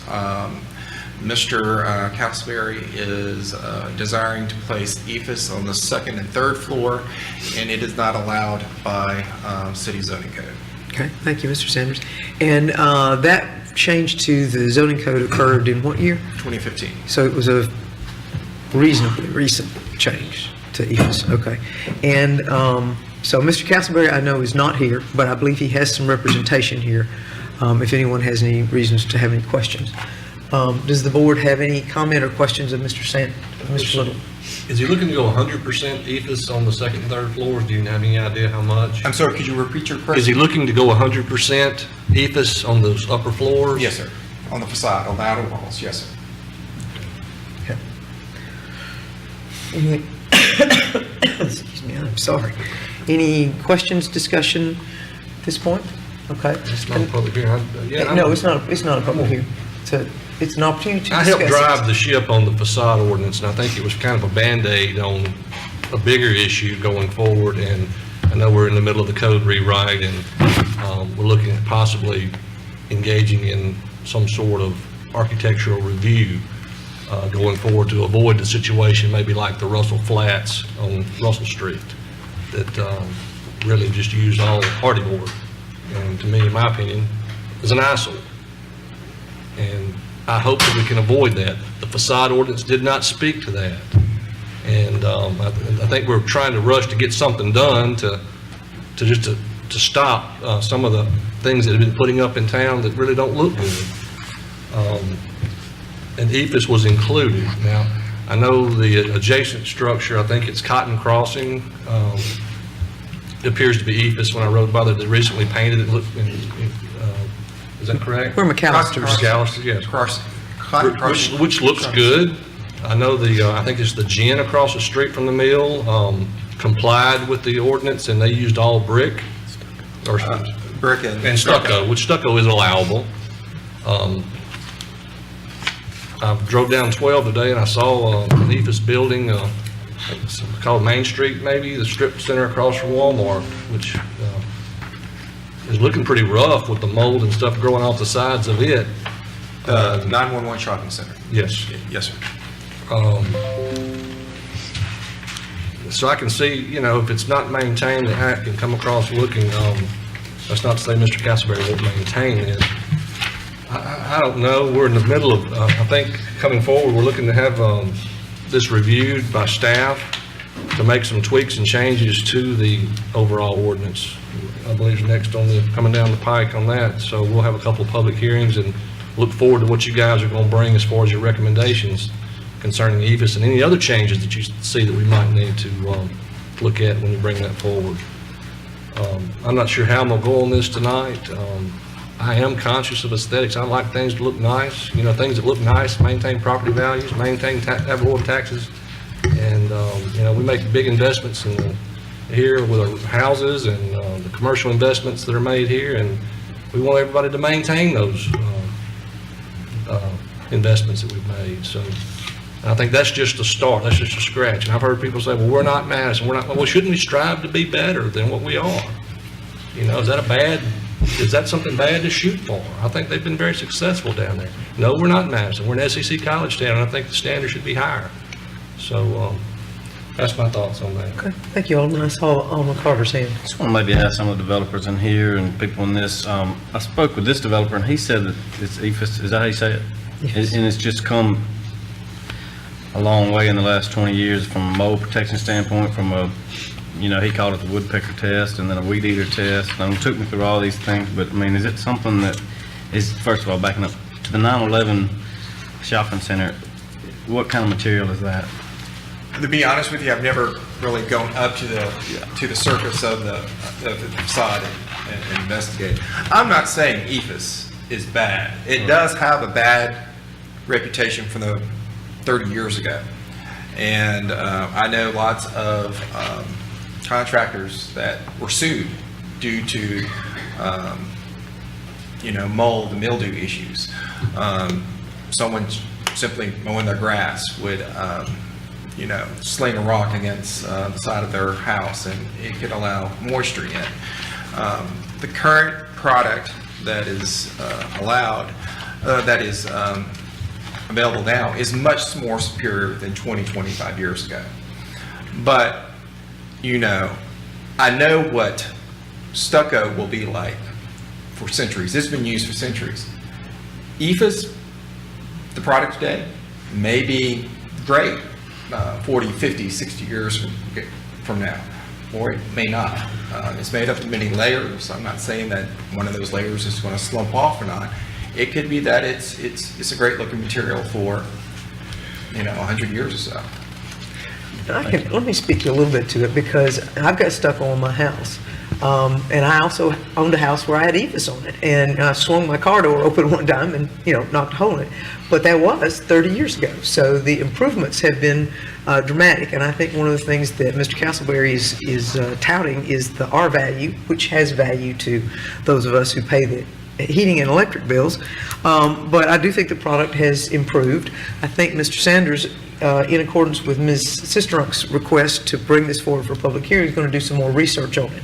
I think one of the differences between us doing, if we were to go forward with Mr. Castleberry's request for this evening, one of the differences between the people before us, or before him, they had theirs all the way to the ground. Mr. Castleberry, if I'm not incorrect, is asking for it second floor up. And so the vulnerability associated with it is not the same as though you were on the ground floor. No car is going to run into it, or no door handle is going to knock it. So that would be one of the distinctions. I don't know, like anything else, if stucco is not maintained, I can see my house. I need to go out and do some stuff, and I haven't done it yet, but it's at 7 years, so I can see that there's some maintenance that's associated with that as well. So everything requires maintenance. This is not the Roman Colosseum, and it's not going to be there forever, but everything requires some measure of upkeep. And so from that perspective, I share that element. Mr. Miller, I see your hand. Yes, thank you, Mayor. Just from the general discussion and looking at this, my opinion is that there's just too much of an unknown, it sounds like, in the discussion for me to make a decision. And on this, I'd like to see a denial of it. I'll vote against it.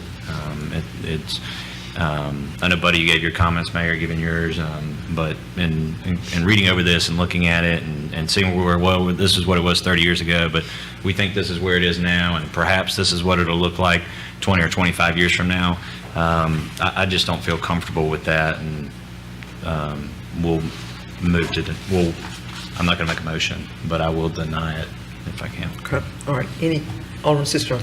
I'd like to say that from the research that I've done, it is a very different product, and a lot of it has to do with drainage. The older product did not allow for drainage, and so you did have a lot of structural issues, and then the actual application and usage, installation is critical, that it be properly installed. Communities across the United States are rethinking some of these things, and that's why we're bringing forward the ordinance amendment. Mr. Castleberry felt like he needed a vote prior to our consideration of that amendment, and so that is what I would like to move to, is to have a vote. He can then factor in whether he wants to wait until our ordinance is resolved, or whether he wishes to move forward with the stucco product. That becomes his decision at that point. But I move that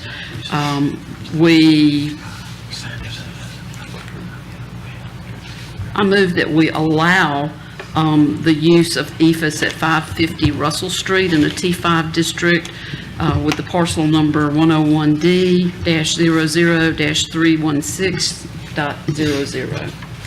I have a motion to approve the use of EFIS for 550 Russell Street. Do I have a second to that? Second. Alderman Carver. I have a second from Alderman Carver. Mayor, I'm sorry. I would just like to say that I am going to support this matter tonight. I see that we've got some change. I think we're going to loosen up our reins on EFIS in the ordinance changes that are coming next month.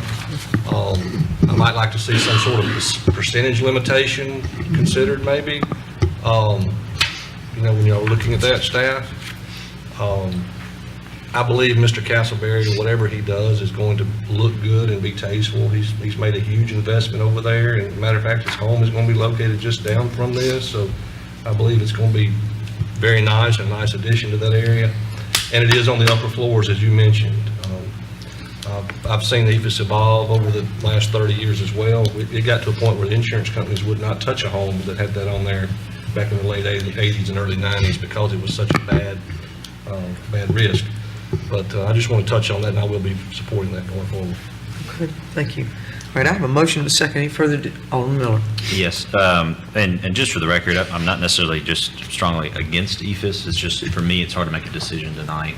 And certainly, if it's something, as Alderman Little alluded to, if it's something we want to look at moving forward and with more information, then I'm very willing to look at whatever. So, Okay, just for the thank you very much. Mayor, may I recognize? Vice Mayor?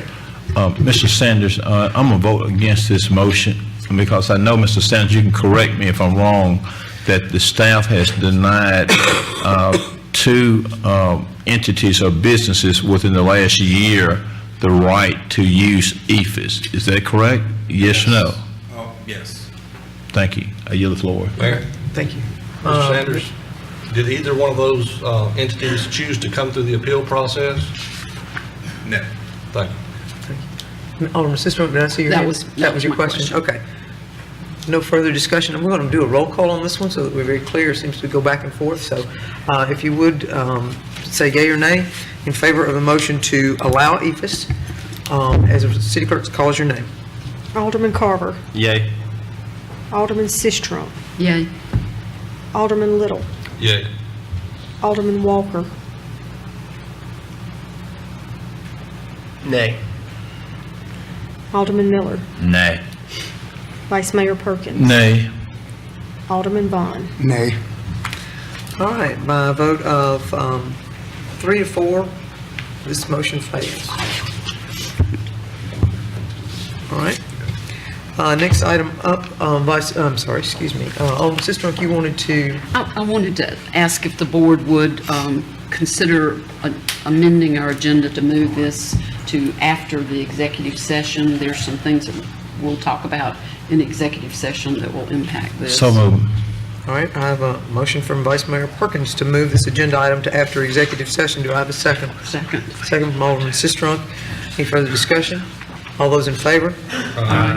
Okay, we have moved item 10C to after executive session. Just, Mayor, I have a question, if Oh, I no. may. This is for the city attorney.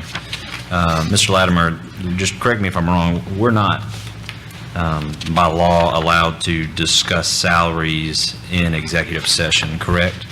If it's tagged with the job performance of an employee and whether or not their performance justifies that salary, it would be appropriate. But if the discussion was just about a salary, it would not be appropriate. It has to be combined with job performance. Okay, thank you. Mayor, may we recognize? Vice Mayor? Mr. Attorney, let me, I'll use this word, I'm going to tack this further. Now, we cannot discuss salaries in executive session. The only thing we can discuss in there is just job performance. Now, once we discuss job performance, we have to legally come out of executive session and discuss salary in open session. Well, that's a little bit different than what I just said. I mean, I believe that if you're talking about the job performance, about whether or not that performance necessitates a certain salary, that would be appropriate in executive session. But we have to stick to the primary thrust of job performance. That's- Correct. Okay. Absolutely. Okay, thank you. Okay. We have 3 more items that, everyone's still ready to proceed? Okay. Under planning, we have item A, discussion consideration of CU 17. Move approval. Okay, 17-08, conditional use for parking lot on Gillespie Street. I have a motion for approval from Alderman Walker. Do I have a second? Second. Second from Alderman Miller. Any further discussion? All those in favor signify by saying aye. Aye. Opposed? Motion carries. Thank you. Item B is discussion consideration of a variance 17-17, a request by Saunders Ramsey on behalf of OCEDA, City of Starkville, and Oktibbeha County for variance relief from street width and street standards requirements for proposed industrial park in an M1 zone with the property numbers 115-21-007.01, 115-21-007.00, and 115-21-010.02. And this is the matter that was up for a public hearing that has been under discussion and that we can have further discussion about. Is there a motion? Move approval. I have a motion for approval from Alderman Little. Do I have a second? Alderman? Before we have a second, I'd like to just have a brief, can we discuss or we have to have a We need to second? have a second. We need to have a second. Do we have a second? Second. I have a second from Alderman Walker. Okay, discussion. Mayor. Ms. Alderman Walker. I think the industrial park has been a contentious issue, to say the least, in our community. That doesn't make it any easier on this to try to factor in all the things that are around it. I believe in the utmost that we should have the best park that gives City of Starkville and Oktibbeha County the best chance of landing manufacturing and/or research opportunities out there. And Vice Mayor Perkins is correct in that the comprehensive plan is a policy and we have code. I look at one of the, and I think I could ask Mr. Sanders, I don't know if he'll have a specific number, but I know over the last 4 or 5 years, we've had a number of street variance requests that have been granted. And the reason that they've been granted in most cases is because our current street code is inflexible. It is a one-size-fits-all code. It is the same 31 feet from back of curb to back of curb everywhere in the city unless you're wanting to do something different. It does not take context into consideration. That is why I am traveling under the guise of the comprehensive plan, where it at least gives context to that. And so we have the ability as a board to modify our code to give a variance if it's going to be with the intent of what the comprehensive plan will be. I believe that Mr. Bell is correct. I believe that the two most prime options for the road out there, the street, is going to be either a parkway or a local option. I believe both give us what we want. I think both are going to be aesthetic. In my mind, in a situation like this, the curb and gutter isn't a deal breaker in terms of making it aesthetic. I think from a stormwater perspective, the open channels, the bioswales, are probably going to be more environmentally responsible than if it was all in hardcover pipe and piped in drainage. And so whether it needs to be 2 lanes or 4 lanes, at this point, I'm relying on what the engineer for the project is telling us in terms of expectation, in terms of street volume that we could expect, even if this industrial park was fully operational. And if a 2-lane road is what they're recommending, I don't see the reason to put in 4 lanes. That would be an additional expense to the taxpayers of our community. I believe that option A, the local road, gives us the most flexibility moving forward. If it were going to be that it does develop into an industrial park, there would be opportunity to, we don't know where the curb cuts are going to be located at this point. There would be things that would have to be torn out. The street would potentially have to be made wider to be able to do that. Those are factors that we just don't know the answer to at this point. If it turns out that it ends up in an industrial park, doesn't happen, and we have to, through litigation, or have to sell, and this becomes residential in nature, the local road gives us, again, the most flexibility for that to be able to turn into something else with little to no expense from the taxpayers. I believe this is the safest choice moving forward in terms of protecting the taxpayers' investment for the industrial park, and that's why I'll be supporting this. Certainly the parkway could do it, but we have so much area out there that we're going to be required to have landscaping on either side of the street. And if we keep that thoroughfare to 24 feet plus the 8-foot shoulders on either side, large trees on either side of the road are going to make this a nice street that's going to be access to the industrial park. Just as nice if it would be a parkway. I think the parkway where we have more of an opportunity is all the existing vegetation that hopefully we're going to be able to preserve as much of that as possible to make this space feel like it's pastoral in nature, which the site is. The site is pastoral. That's the context. A street with no curb and no gutter fits that context, and that's why I'll be supporting this today. Okay, thank you, Alderman Walker. I'm going to take the opportunity to speak myself, because I do think it's appropriate that I say where I stand on this, and so I'm happy to do that because I believe in this project. We hired the Link and Joe Max, and we asked him to make recommendations for industrial sites so that we can be competitive in getting industry for our city and county and not just sit watching as Lowndes and Clay residents got those jobs and businesses. We want industrial jobs, not just retail and restaurant.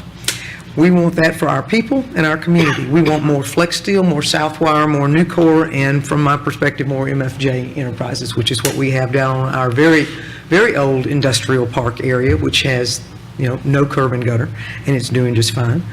This is the site we agreed on as the city and the county.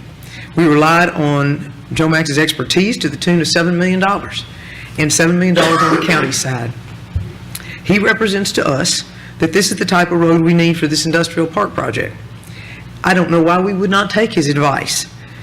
This is a project that meets the criteria efficiently and effectively and fills those design needs. The engineer has indicated that this is the appropriate design of the road to do what we need to do. I find it ironic on several levels that there's a thought to not give a variance to our own taxpayer-funded project. Over the past 2 years, we as a city have given for-profit developers variances from such things as street widths, curb design, setbacks, sidewalks, right-of-way widths, lot widths, and parking requirements, and that was all in 2016 and 2017. Variances are not a preferred method for handling projects, and I understand that, but they exist so we can address issues in a thoughtful and creative way. The city and county are in a position to save the taxpayer dollars by going with a plan that best suits the project. To me, that is a no-brainer. That isn't a compromise for the project, it's the best alternative. The further irony of this need for a variance request is that were it not for how busy our community development department has been, we would be done with codification of the current comprehensive plan, and this would not even be a point of discussion or a concern. The roadway being requested is an acceptable road for an industrial park per our approved 2016 comp plan. We have invested $14 million, and Atmos, MDOT, TVA, and Fort County have invested another $20 million to make this project happen. Now is not the time to fall victim, in my opinion, to false equivalent arguments over slippery slopes and for-profit development versus governmental development. This is not a for-profit endeavor. This is for economic development for our city and for our county. I don't think the two can be effectively compared. Though I would certainly say to any private developer who wants to come forward and do an industrial park, I am happy to support his request for a 24-foot local road per our comp plan. So I just want to make sure that I was understood as being supportive of this, and that I do believe it is the thing to do for us as we go forward. May I recognize Mayor? Vice Mayor, you may. Mayor, the bottom line is that we have ordinances in our city, and the ordinances require certain specifications, and the ordinance needs to be adhered to and followed, and the ordinance needs to be followed by everybody regardless of where you live and where you're from. And therefore, when you apply the application of these ordinances in a very consistent manner, then you have the tendency of treating alike all those persons similarly situated. This group knew what the specification and the ordinances were before they undertook this project, and so there's no excuse now not to say that they did not know. I mean, they were charged with the duty and the responsibility to ensure that they built this project in compliance with the ordinance. They've been given this $14 million from the hard-working taxpayers, and now all of a sudden, well, this is what it's going to cost to comply with your ordinance. And it just doesn't look right when we have some material benefit here, granting this exception to ourselves, and yet we are trying to be consistent with other developers and other citizens. And so we need to set an example and let the citizens and community know that regardless of who you are, regardless of where you live, regardless of where you're coming from, we are going to hold your feet to the fire. And there's no excuse that this group should have looked at the ordinances, and they had all this high-powered and high-priced expertise and professionals, and now they come in and asking the city of Starkville to give them an exception. It does not look good. It does not walk good and smell good. So it should be denied. They need to be held to the same standard as any other developer. And there's no excuse. I support business, I support growth, I support economic development, but I'm not in favor of giving this high-powered group an exception. They had a duty and responsibility to comply with our ordinance, and we need to hold them to the standard. And if we hold them to the standard, then they'll find a way to make it happen. They have $14 million. They can make it happen. It's just a matter, like the budget chair said, they have a contingency fund. Just like we had Walmart coming here at the last term. They said, well, we got to have $1.3 million before we can come here and locate to the city of Starkville. And we just just very fervently and sternly and told them, we're not going to give you $1.3 million. So the corollary I'm making here is that we need to hold them to the specifications. And they'll find a way to make it happen. They'll find a way, and again, the comprehensive plan is nothing but a policy statement. Our codes is the law, and our codes are controlling. Whether we like it or not, we go out there with these traffic laws. Whether you like that law, it's the law. The ordinances are the laws of our city, so we need to vote to uphold our laws. I yield, Mayor. All right, thank you, Alderman Little. I think I saw your hand. I'd say I do agree with the Vice Mayor in his point that the ordinance are our laws, but there is also a variance process, and our code and laws are very outdated, thus the code rewrite that we're going through right now, city staff's working so diligently on. And the comp plan that was previously adopted gives us flexibility that they've been looking for a long time. We're under a very significant economic boom here in Starkville in the last few years, and they've been really strapped trying to keep up with all the permits and the construction that's going on. But I'd like to hear from the project engineer, Neil Schaefer, who we hired to supervise this project. If Saunders Ramsey could come forward, I'd like to hear, understanding that what is required under our current code, what, in your professional opinion, which road would you suggest or recommend to this body? My professional opinion would be consistent with the option that the current comp plan gives you, which is a 24-foot wide paved surface with open drainage, which falls underneath the local street for the comp plan. And I know the Parkway is an option under the two choices of local or optional roads. Correct. Local or Parkway. The Parkway is another option that falls within the industrial option within the comp plan. It serves as a similar function as a local street, so I can't say that it would be, it would violate any type of function or keep you from operating as an industrial park, but it's definitely not the best function. It does have some limitations with it as well. So your preferred option would be that first option that you presented Friday? Yes, sir, the local street option, yes. The shoulder? Yes, sir. Thank you. Okay, thank you. Alderman Sister. Were you involved with the budgeting for this project? Yes, ma'am. Was it always y'all's intention to come forward and ask for an exception and budgeted as if that exception would be granted? Or has it just become, why now? Why a variance now? And I have a pretty big point. To answer your question, that was the plan from the beginning, and that's not something we would hide from or state otherwise. When we started the process, we knew where it was going to be located, which was in the city limits. We knew that OCEDA would be the one that would be performing the work, if you will, the design, the coordination of projects, if you will. We held early meetings with city staff, and we talked about the process that we would have to go through. If you look at our schedule in the playbook, it specifically states certain days that we would approach the Board of Adjustments and Appeals, and certain dates we would approach the Planning and Zoning Commission. And then on today, the 19th of December, we were on schedule to obviously have this discussion with you today.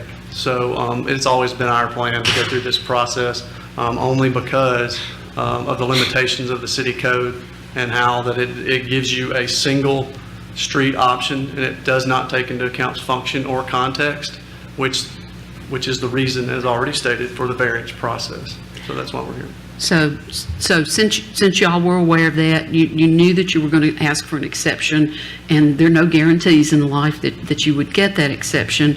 Is part of that contingency, did y'all factor that in as you were developing your contingency, or? No, I hesitate to talk too much about, I guess, the overall budget of the project, but specifically to the roads, any contingency that we would place in a road budget typically would be a construction contingency. So it would be a contingency that once you get to the field and you're operating construction, that something happens that you're not familiar with. The soil conditions vary. just anything happens that you're just not prepared for, I would consider those construction contingencies. Okay. And to put a bow on this particular part of the discussion for me, Alderman Walker's right. This has been a contentious project. And I think one of the reasons that has been contentious is that there were an assortment of things from the rezoning of the park itself to where we are tonight, where there were processes that didn't take place early in conversations, and so they were pushed to the end, and everything felt, whether it was or not, everything felt like a crisis. And so going forward, if there are other things, and I've not memorized that playbook, so I don't know if there are other things that y'all are going to need from the city, it would be much easier for me to be supportive if that were all handled in a much more timely process. And I know that you don't control that. But I do control the schedule that was presented to you, and we weren't, I guess you could say, released or given a notice to proceed until a certain date. That date then kicked off the schedule that is in your playbook. So this particular item, while I respect your request, this particular item fell within the timeline of our design. So I'm not sure it could have been slid up much more, unfortunately, only because of the specific dates, once a month with Board of Adjustments, and then Planning and Zoning. We were kind of tied to that November and then December approval, but there could have probably been some conversation, even though we weren't going through the exceptions process at that point in time. I have other comments, but they don't relate to you, and if somebody else wants to. That's Alderman Carver's hand. I haven't seen the playbook, but, as far as other than construction contingencies, is there any other non-customary variances that you see coming that, I don't believe so. I mean, even though it is a contentious process that we've been going through, it's a fairly simple roadway design. MDOT has some requirements that we'll have to abide by at their intersection that will go through their process of seeking a permit. But I don't anticipate any more of this. And there's curb and gutter at the beginning of it, as an There entry is. part, and that's part of MDOT's requirement. That's one of the things I wanted to make sure and specify today, that is, in all that we do, we have function and we have aesthetics. And we could build the widest road in the world and it functioned great, but the aesthetics has to be balanced there. And one of the things we are doing is the curb and gutter at the entrance, and then into the development for 500 feet, we'll provide curb and gutter as well. And then as we transition out of that 500 feet, we'll have the open shoulders, which will be much more functional. So I think this option that we're presenting to you does, in my opinion, balance function and aesthetics, because we do understand the value of that from the highway, if you will, when you're passing through, and what you can see from the right of way. Okay, thank you. Any other questions of Mr. Saunders? Mr. Ramsey, I'm sorry, I always want to do that. You're All right, no other questions? All right, thank you, sir. Thank you very much. All right, any further discussion? I do have a motion and a second at this point. Do I have any further? Yeah, And Mrs. I Burke. have two other comments I'd like to make. Two of the things that were of primary interest to me were how we position ourselves for the future from the idea of drainage, because we see across the city drainage problems that had we been more mindful of how things developed in decades gone past, we might not be facing now. And then how, if this did not develop into an industrial park, how it was easiest to retrofit these roads for some other purpose. And so I appreciate Alderman Walker's addressing both of those in his comments. There is no perfect ordinance. There will always be variance requests, and I heard you use the term false equivalency. I will say that for me, I will never ask somebody to do something that I was not willing to try to do myself. I'm going to hold myself to a higher standard than I'm going to hold anybody else who comes to me in any walk of life. That said, I think we have to hold the city as a partner in all this to the highest possible standard. And I believe that we need to follow through with our ordinances. So it's not an easy vote. It's not a process that has been fun for anybody, I don't think. Okay, all right. Any further discussion? Mayor. I'm sorry, Alderman Miller. I'm going to vote with this tonight. I strongly agree with the vice mayor, and I think typically on issues with planning and looking at our ordinances, I look at the variances and typically want to follow our code and our ordinances. However, and looking at the context of this and the intent of the board and what the intent of the board has been over the course of the past year with the comprehensive plan and what we're trying to accomplish overall as a city. And I'm going to vote with this tonight, and I want to make the point, though, that as a board, if this does pass tonight, that we, I just want to make the comment to my constituents on the board and the mayor, that we need to be doing everything in our power to make sure and to continue to make sure that that comprehensive plan does not sit on a shelf and it doesn't collect dust like comprehensive plans typically do in cities across this state. And in that we work very hard, and I will put it upon our department heads as well, and that's why we had I think some discussion in my comments about wanting to see an update about the code rewrite, because we have to ensure that this is completed and that we follow through with what we're calling our quote-unquote game plan. And that is why I'm going to vote with this tonight, because I do see it as the intent of the board, and I do see it as the intent of this city and where we're headed moving forward and what we're trying to accomplish with the industrial park. So I will vote with this tonight. Thank you. Thank you, Alderman Miller. Any further, Alderman Carter? Just end with a couple of notes that nobody's really touched on since the beginning of the conversation at this meeting. One, I also agree that there should be more citizen input, maybe in the work sessions, if we can figure out a way, because if that's something that we're finalizing or working on our consent agenda, I think at that point, maybe the informalness is a great thing. People are less timid to get up and speak in front of a microphone during those times. Secondly, Seventh Road, I'm not sure exactly what ward it is, but I think that's something we could address, and I'd like to see that. I'd like to see that, at least some rails on that bridge, I think, from a safety standpoint. And then third, from an aesthetically pleasing standpoint, one of the reasons I will support this tonight is that typically being in industrial parks all over basically over the central Alabama and central Mississippi region on a day-to-day basis, is the dirtier industrial park you got, the more money's being made and more people being employed. And that's typically where they do what they call tie-downs, trucks leaving steel mill today. You've got 18-wheelers lined up leaving. So I don't think that this is a deal breaker by any means, but it's something I support, so thank you. Thank you, Alderman Carter. Alderman Miller? Yes, and while we're on which I feel like this has been grouped into this deliberation and discussion tonight just across the board in reference to the work sessions, I will actually say, Vice Mayor, that I think whatever 5-6 months ago, you made similar comments that, and respectfully that you said at the beginning, I would have agreed with you completely. And in fact, though, and I expressed to Mayor Sproul those concerns and that I had similar thoughts as you did. I've actually come to enjoy the work sessions and have found that they have been very beneficial for me personally and individually. And I enjoy the interaction with the department heads, and I do think that it allows us to, as long as there's some consensus that we're going to work together and do the work sessions right, that we're going to have a good time, that we can all be there. We've talked about it. I don't like the idea. I don't think it's transparent that we take a vote at the work session.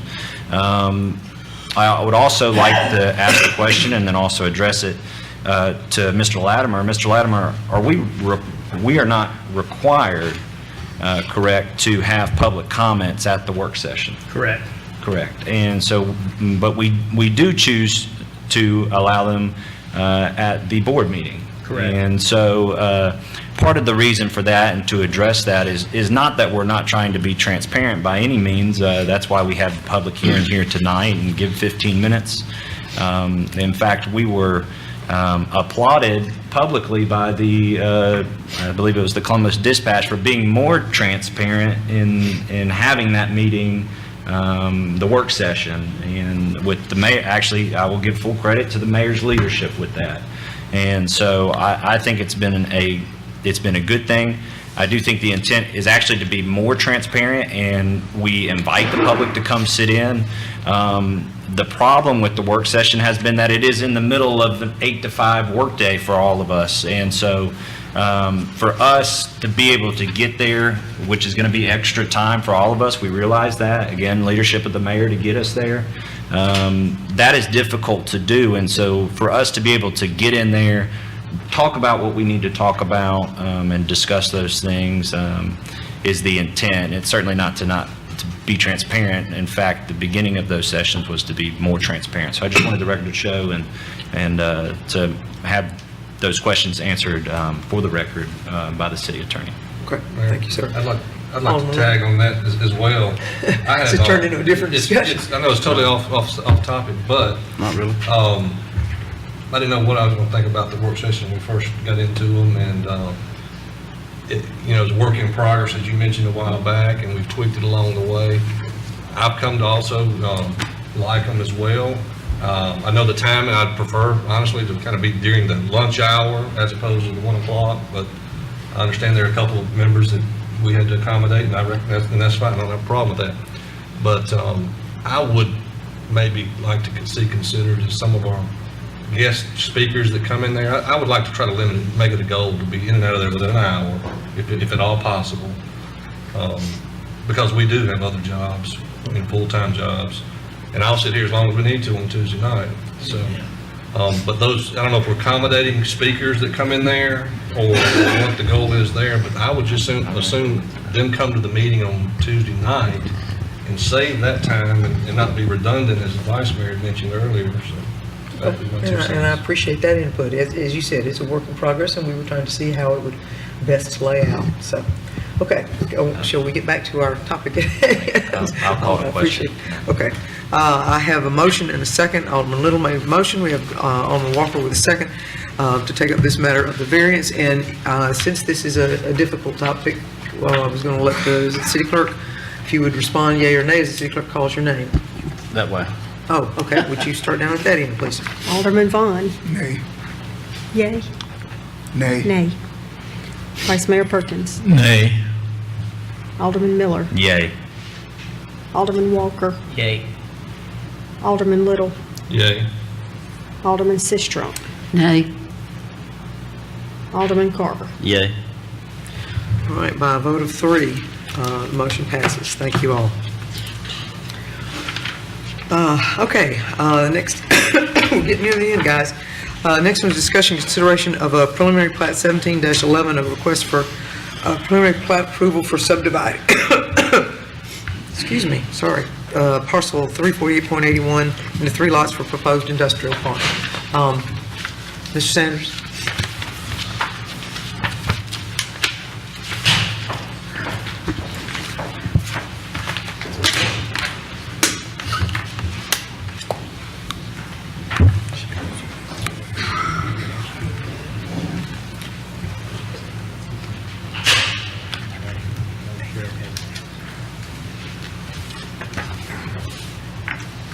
Mayor, Vice Mayor, Board of Aldermen.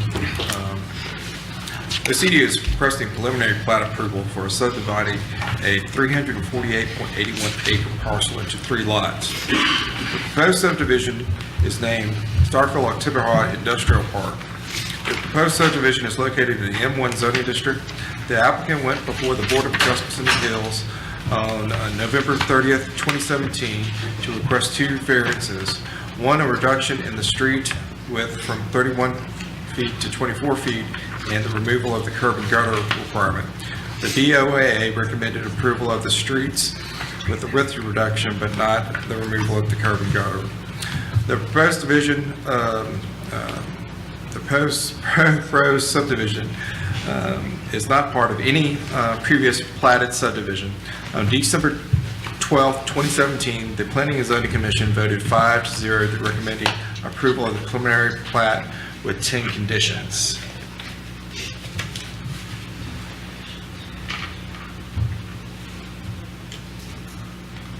My apologies, the attending conditions is not on the slide, but it is in your cover sheet. Would you like me to read the conditions? Please. The preliminary plat shall meet the minimum standards of the state of Mississippi as required by State Statute 17-123 and 17-125 of the Mississippi Code of 1972 as amended. Condition number 2, the preliminary plat shall meet the minimum requirements for M1 district dimensions. Condition number 3, approval of the preliminary plat shall be tentative pending the subdivision of the final plat as specified in Appendix B, Article 4, Section 3 of the City of Starkville Code of Ordinances. Condition 4, appeal of the preliminary plat, approval of the preliminary plat shall be valid for 1 year per Appendix B, Article 3, Section 26B of the Starkville Code of Ordinances. Condition 5, applicant shall prepare and submit infrastructure plans in accordance with Appendix B, Article 3, Section 3 and 4 of the City of Starkville Code of Ordinances. Condition number 6, when infrastructure plans have been approved for construction, a pre-construction conference shall be held with appropriate city staff prior to the commencement of any construction activities at site. Condition number 7, all public utilities shall be in place and any non-conforming conditions noted during final inspection shall be corrected prior to placement on the Planning and Zoning Commission agenda.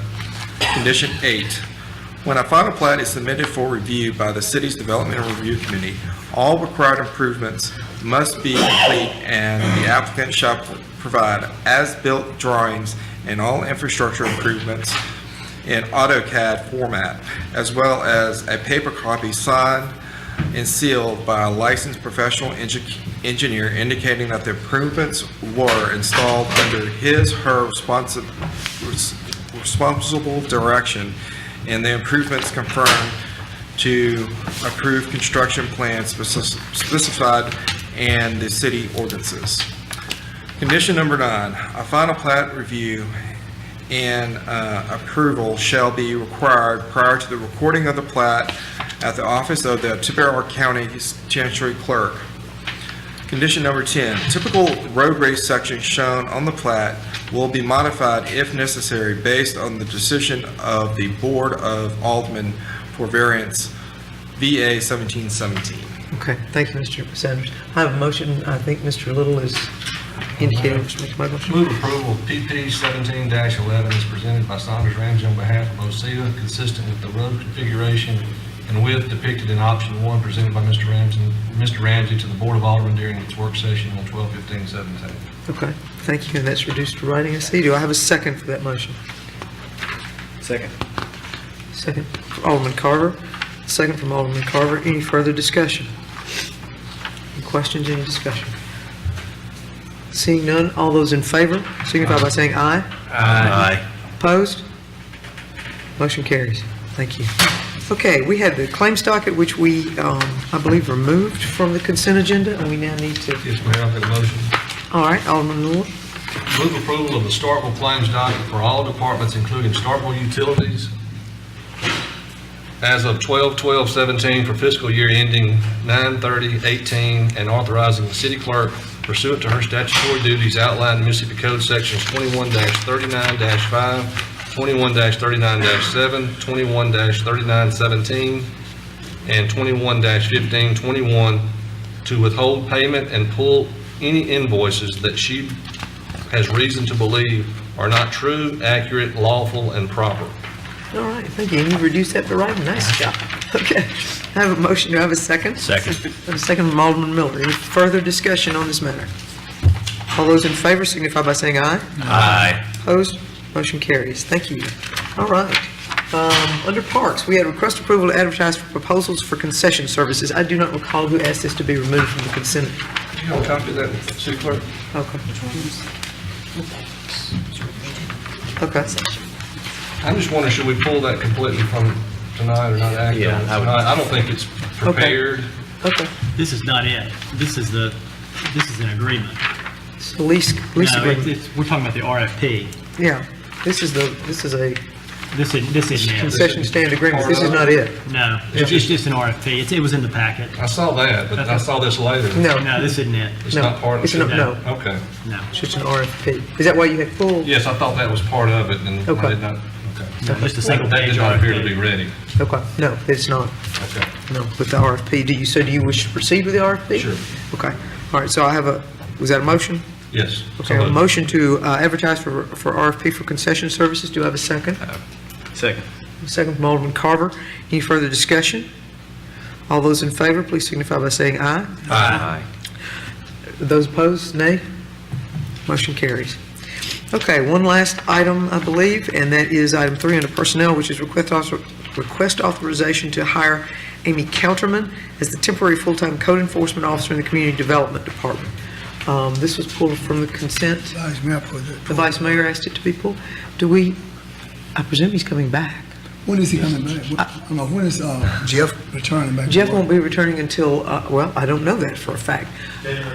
January, that soon? Okay, January the 2nd. Why would we need to advertise? Okay, well, I don't know. Mr. Why would we Ashford? need to advertise? Buddy wasn't aware of this information because we haven't talked about it, but I speak with Jeff weekly. He has extended that because he's still having some complications with his back. Okay, do we know you say extended that, do you, It will be closer closer to February. to February? Okay, Okay. all right. Move approval. Okay, I have a motion for approval from Alderman Walker. Do I have a second? Second. Second from Alderman Miller. All those in favor, I'm sorry, any further discussion? All those in favor signify by saying aye. Aye. Those opposed? Motion carries. All right, that moves us back to, it completes our agenda at this point, moves us back into the opportunity for closed determination session. Do I have a motion? Alderman Miller? Mayor, just a comment, just to clarify. So we're about to go into closed session, potentially go into executive session, but when we return, we're going to address the agenda item for the phase Yes. one on salary? Yes. Okay, correct. Thank you. Okay. So we have a motion to go into closed determination session. Ms. Alderman Little, thank you. Do I have a second? Second. Alderman Sistrunk, any discussion? All those in favor signify by saying aye. Aye. Opposed? Motion carries. Language again.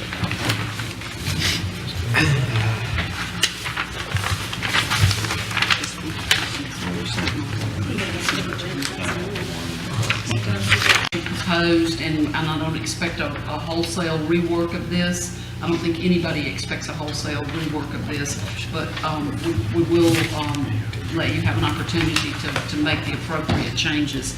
That will push back the effective date for our staff if it passes. And I hope that it will pass when the time comes. It's an ongoing process, and this just continues work that was begun last year. Okay. All right. Vice Mayor? Mayor, I offer a motion. I move that the fiscal year 2017, 2018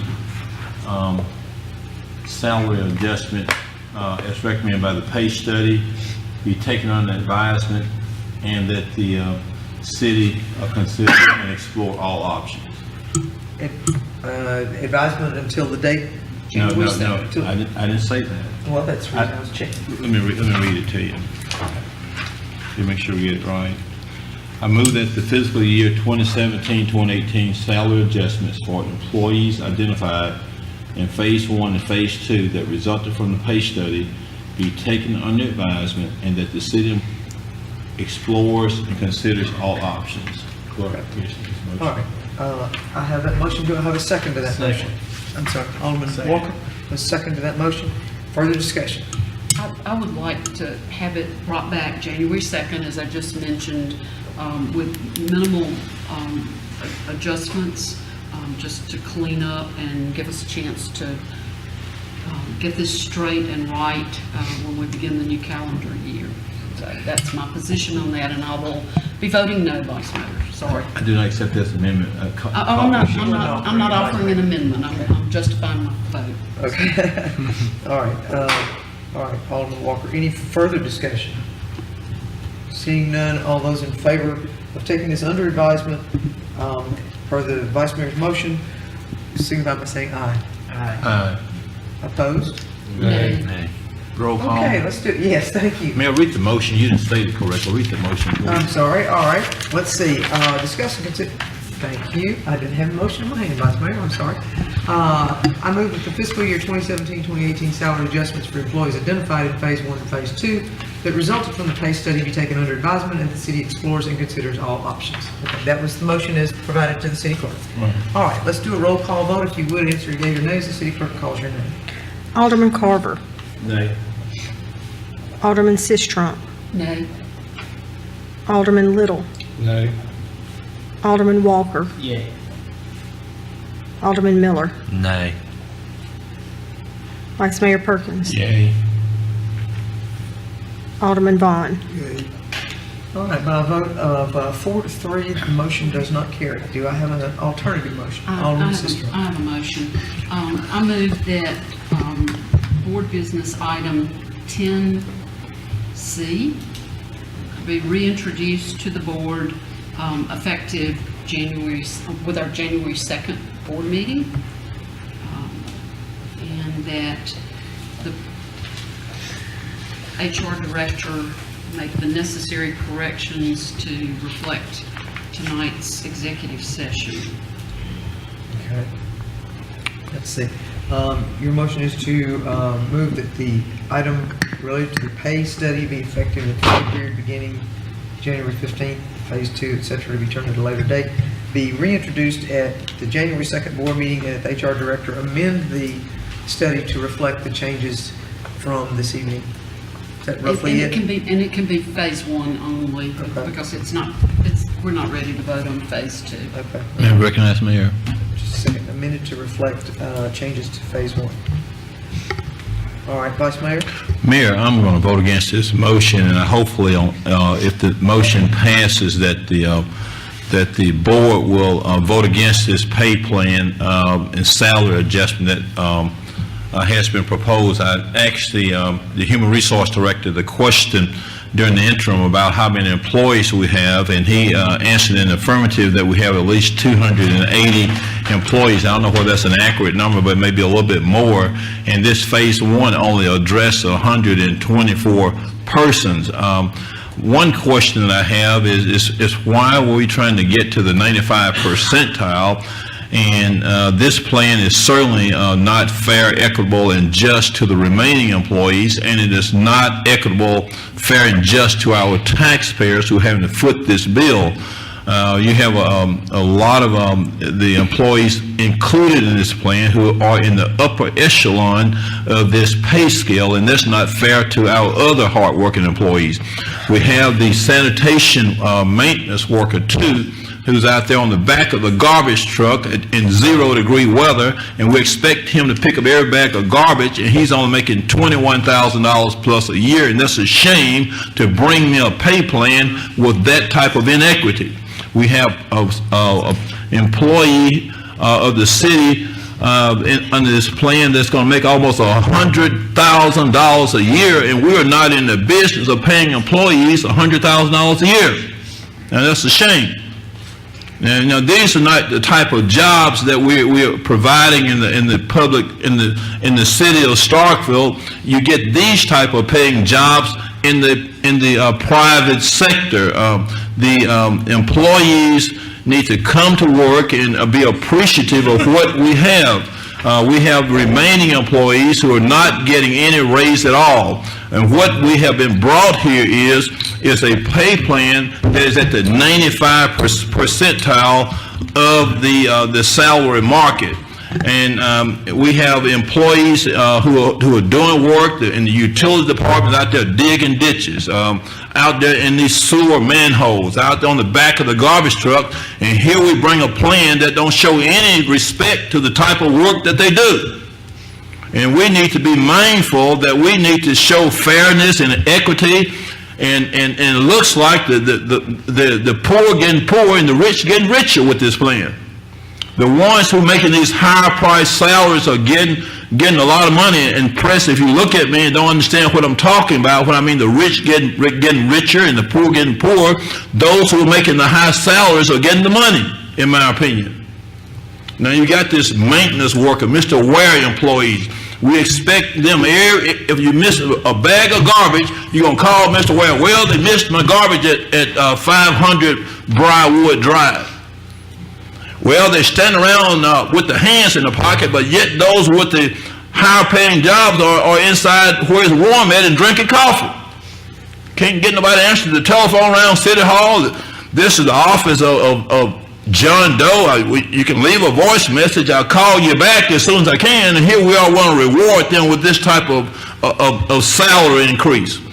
We have issues and matters and things that we got to pay for in our city. We have matters that we got capital improvement projects. We got drainage and streets. And this plan is approved as recommended. It's going to cost almost $500,000. Now, I want to thank the employees. I'm not being disrespectful to anybody. I want to thank you, but we don't need to be funding this plan to this level. And the reason I'm talking so fervently now, because this is moving in this direction. Let me say one last point here, Mayor. And I want to thank the budget chair for just limiting this to phase 1. Because what is happening, colleagues, and listen to this very carefully, there are some of those on phase 1 that they want to come back later after we get approved and put them on phase 2. And now, I tell you, what I may want to do when we bring this plan back, Mayor, I really want to talk about job performance in executive session. Let's put that as an executive session matter. I want to talk about the job performance. We're going to start this new year off right. I want to talk about the job performance of every employee who's being recommended for a raise. You making $60,000, $50,000, whatever you're making, why you got to be at the 95 percentile? Why about the 70 percentile? I mean, it all gets down to dollars and cents to what I said earlier. We got to get conservative with the taxpayers' money. We're too loose with this money that does not belong to us. We want to, what about the other 150 so plus employees? And I would take that the HR director and probably say, well, they're at the 95 percentile. Why not just scrap this plan and give everybody a 1% or a 2% or a 3% pay increase? We don't need to have this Cadillac plan. This a Cadillac or a Mercedes, whatever you want to call it. I'm not familiar with these high-priced cars because I don't drive one. But this is a Cadillac plan. We need to scrap this, Mayor. So we need to defeat this motion and come back and consider all the options. So I yield the floor. Thank you. Mayor. Took a shot on my Cadillac there for a second. Go ahead. May I be recognized? I actually, in regard, I don't know how this plan's going to go. Certainly, we're going to revisit it January 2nd. My policy standpoint on it and moving forward, and of course, I am going to look at everything that we talk about moving forward and to make a good policy decision if we so choose to on January 2nd. If we decide to pay our employees, especially our administrators, I can speak from Ward 5 and me personally that, and especially on the things we've just discussed tonight in terms of administrators, I have an incredibly high expectation for our department heads and for all municipal employees that if we are going to pay you, and especially if we are going to pay you higher than a lot of cities would pay you and get into that 95 percentile, that we have a high standard that there is a good job performance. And that you know that when if you're going to come work for the city of Starkville, you know and understand that we're going to pay you, but that we do have good job performance. And I have no issue on January 2nd for the employees that we so choose to review those job statuses. I have no problem with that. We can do that consistently. But I think that moving forward, I actually plan to vote for phase 1 tonight with the comments of I do expect a high standard from all of our employees in the city of Starkville. In the city of Starkville, we were elected, all 7 of us and the mayor, elected to make sure that the city of Starkville runs and is maintained the way that it should be run. And that we should have high quality city services in the city of Starkville. And I want the board, and I challenge the board as we look at these salaries, because it's not easy to get up here and make these decisions. But I challenge the board to look at paying people the way we should pay people. Because I want Starkville, I want these department head jobs, these other administrative positions to be the best jobs in the best city in the state of Mississippi. And we all run campaigns on that, we all talk about it, and we need to do everything in our power in looking at this and moving forward, and especially if the money is spent in terms of looking at people's job performance. Vice Mayor, I agree with you. But if we're going to pay them, which I've said, I'm fine with paying people.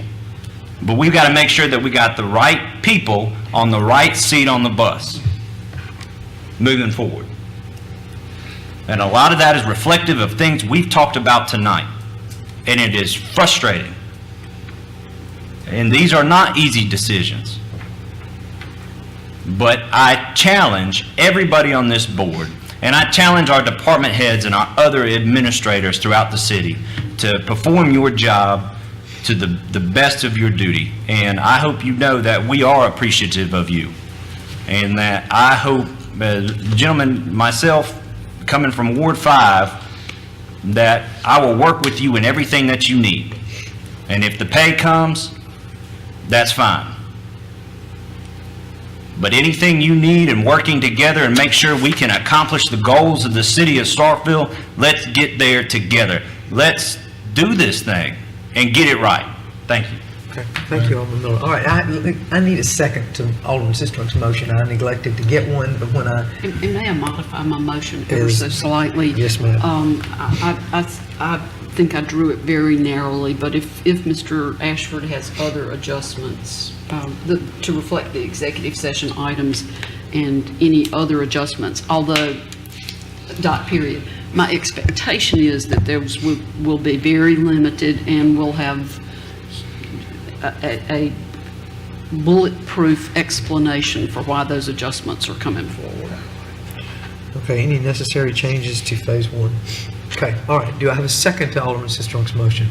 Second. Second from Alderman Little. All right, further discussion. Mayor, I'm sorry. I would just say that this is a continuum from the prior board.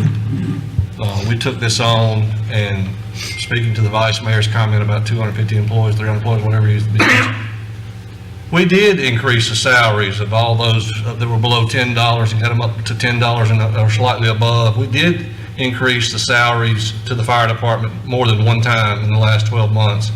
We did come up with a salary rate, salary progression plan for utilities department. So this is a continuum. It's not, you know, if anybody should be upset, it should be the PD and some of the others that did not get some of the raises last year that the fire department enjoyed. We continue. We see a revolving door with the chief bringing folks up here every other week because we're not paying them comparable to the county or comparable to Columbus or West Point or other surrounding areas. All we're doing is training, and that's a lot of expense to send those guys down to the academy and train them for Columbus or Octavia County or wherever they may choose to go. Stay here just a few months, and you know, we've got to do something to help with retention.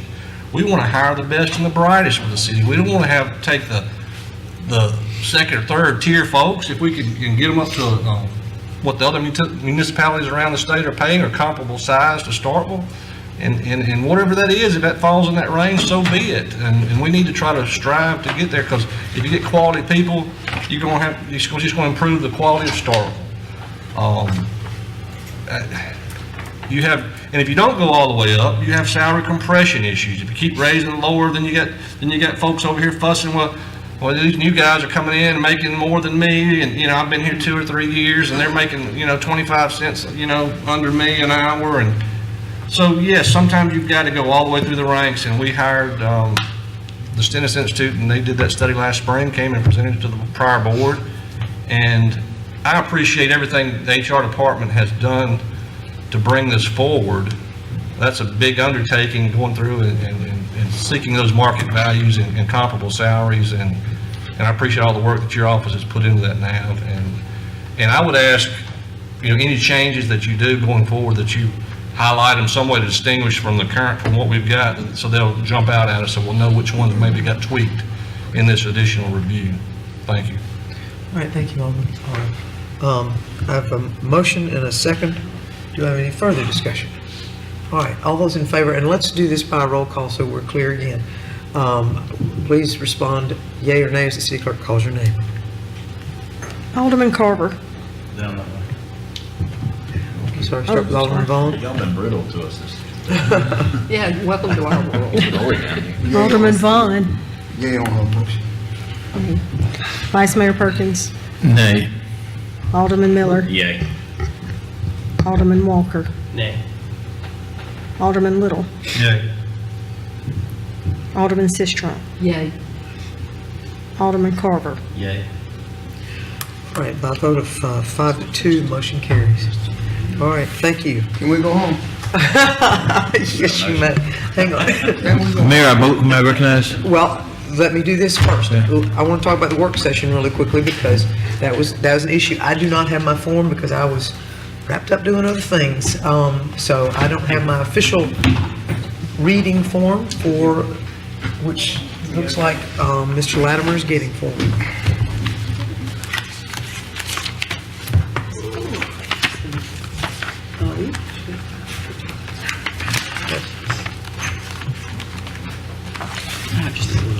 While he's getting it for that, department heads, everyone, Merry Christmas. Happy holidays. Absolutely.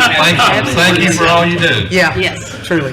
All right, Board of Aldermen is going to be having a work session on the 29th of January in accordance with... December. I'm so sorry, December. In accordance with 254113, we post it on the door. It'll be open to the public, and the public is invited to attend. Well, at 1 for the 29th, and after that, we will discuss the time. Okay? All right. Motion to adjourn? Vice Mayor? I have a motion to adjourn from Alderman Little. Second? Alderman Miller? All in favor? Aye. Opposed? Merry Christmas, y'all. Merry Christmas, everyone. You sound like Santa Claus. That make the last one.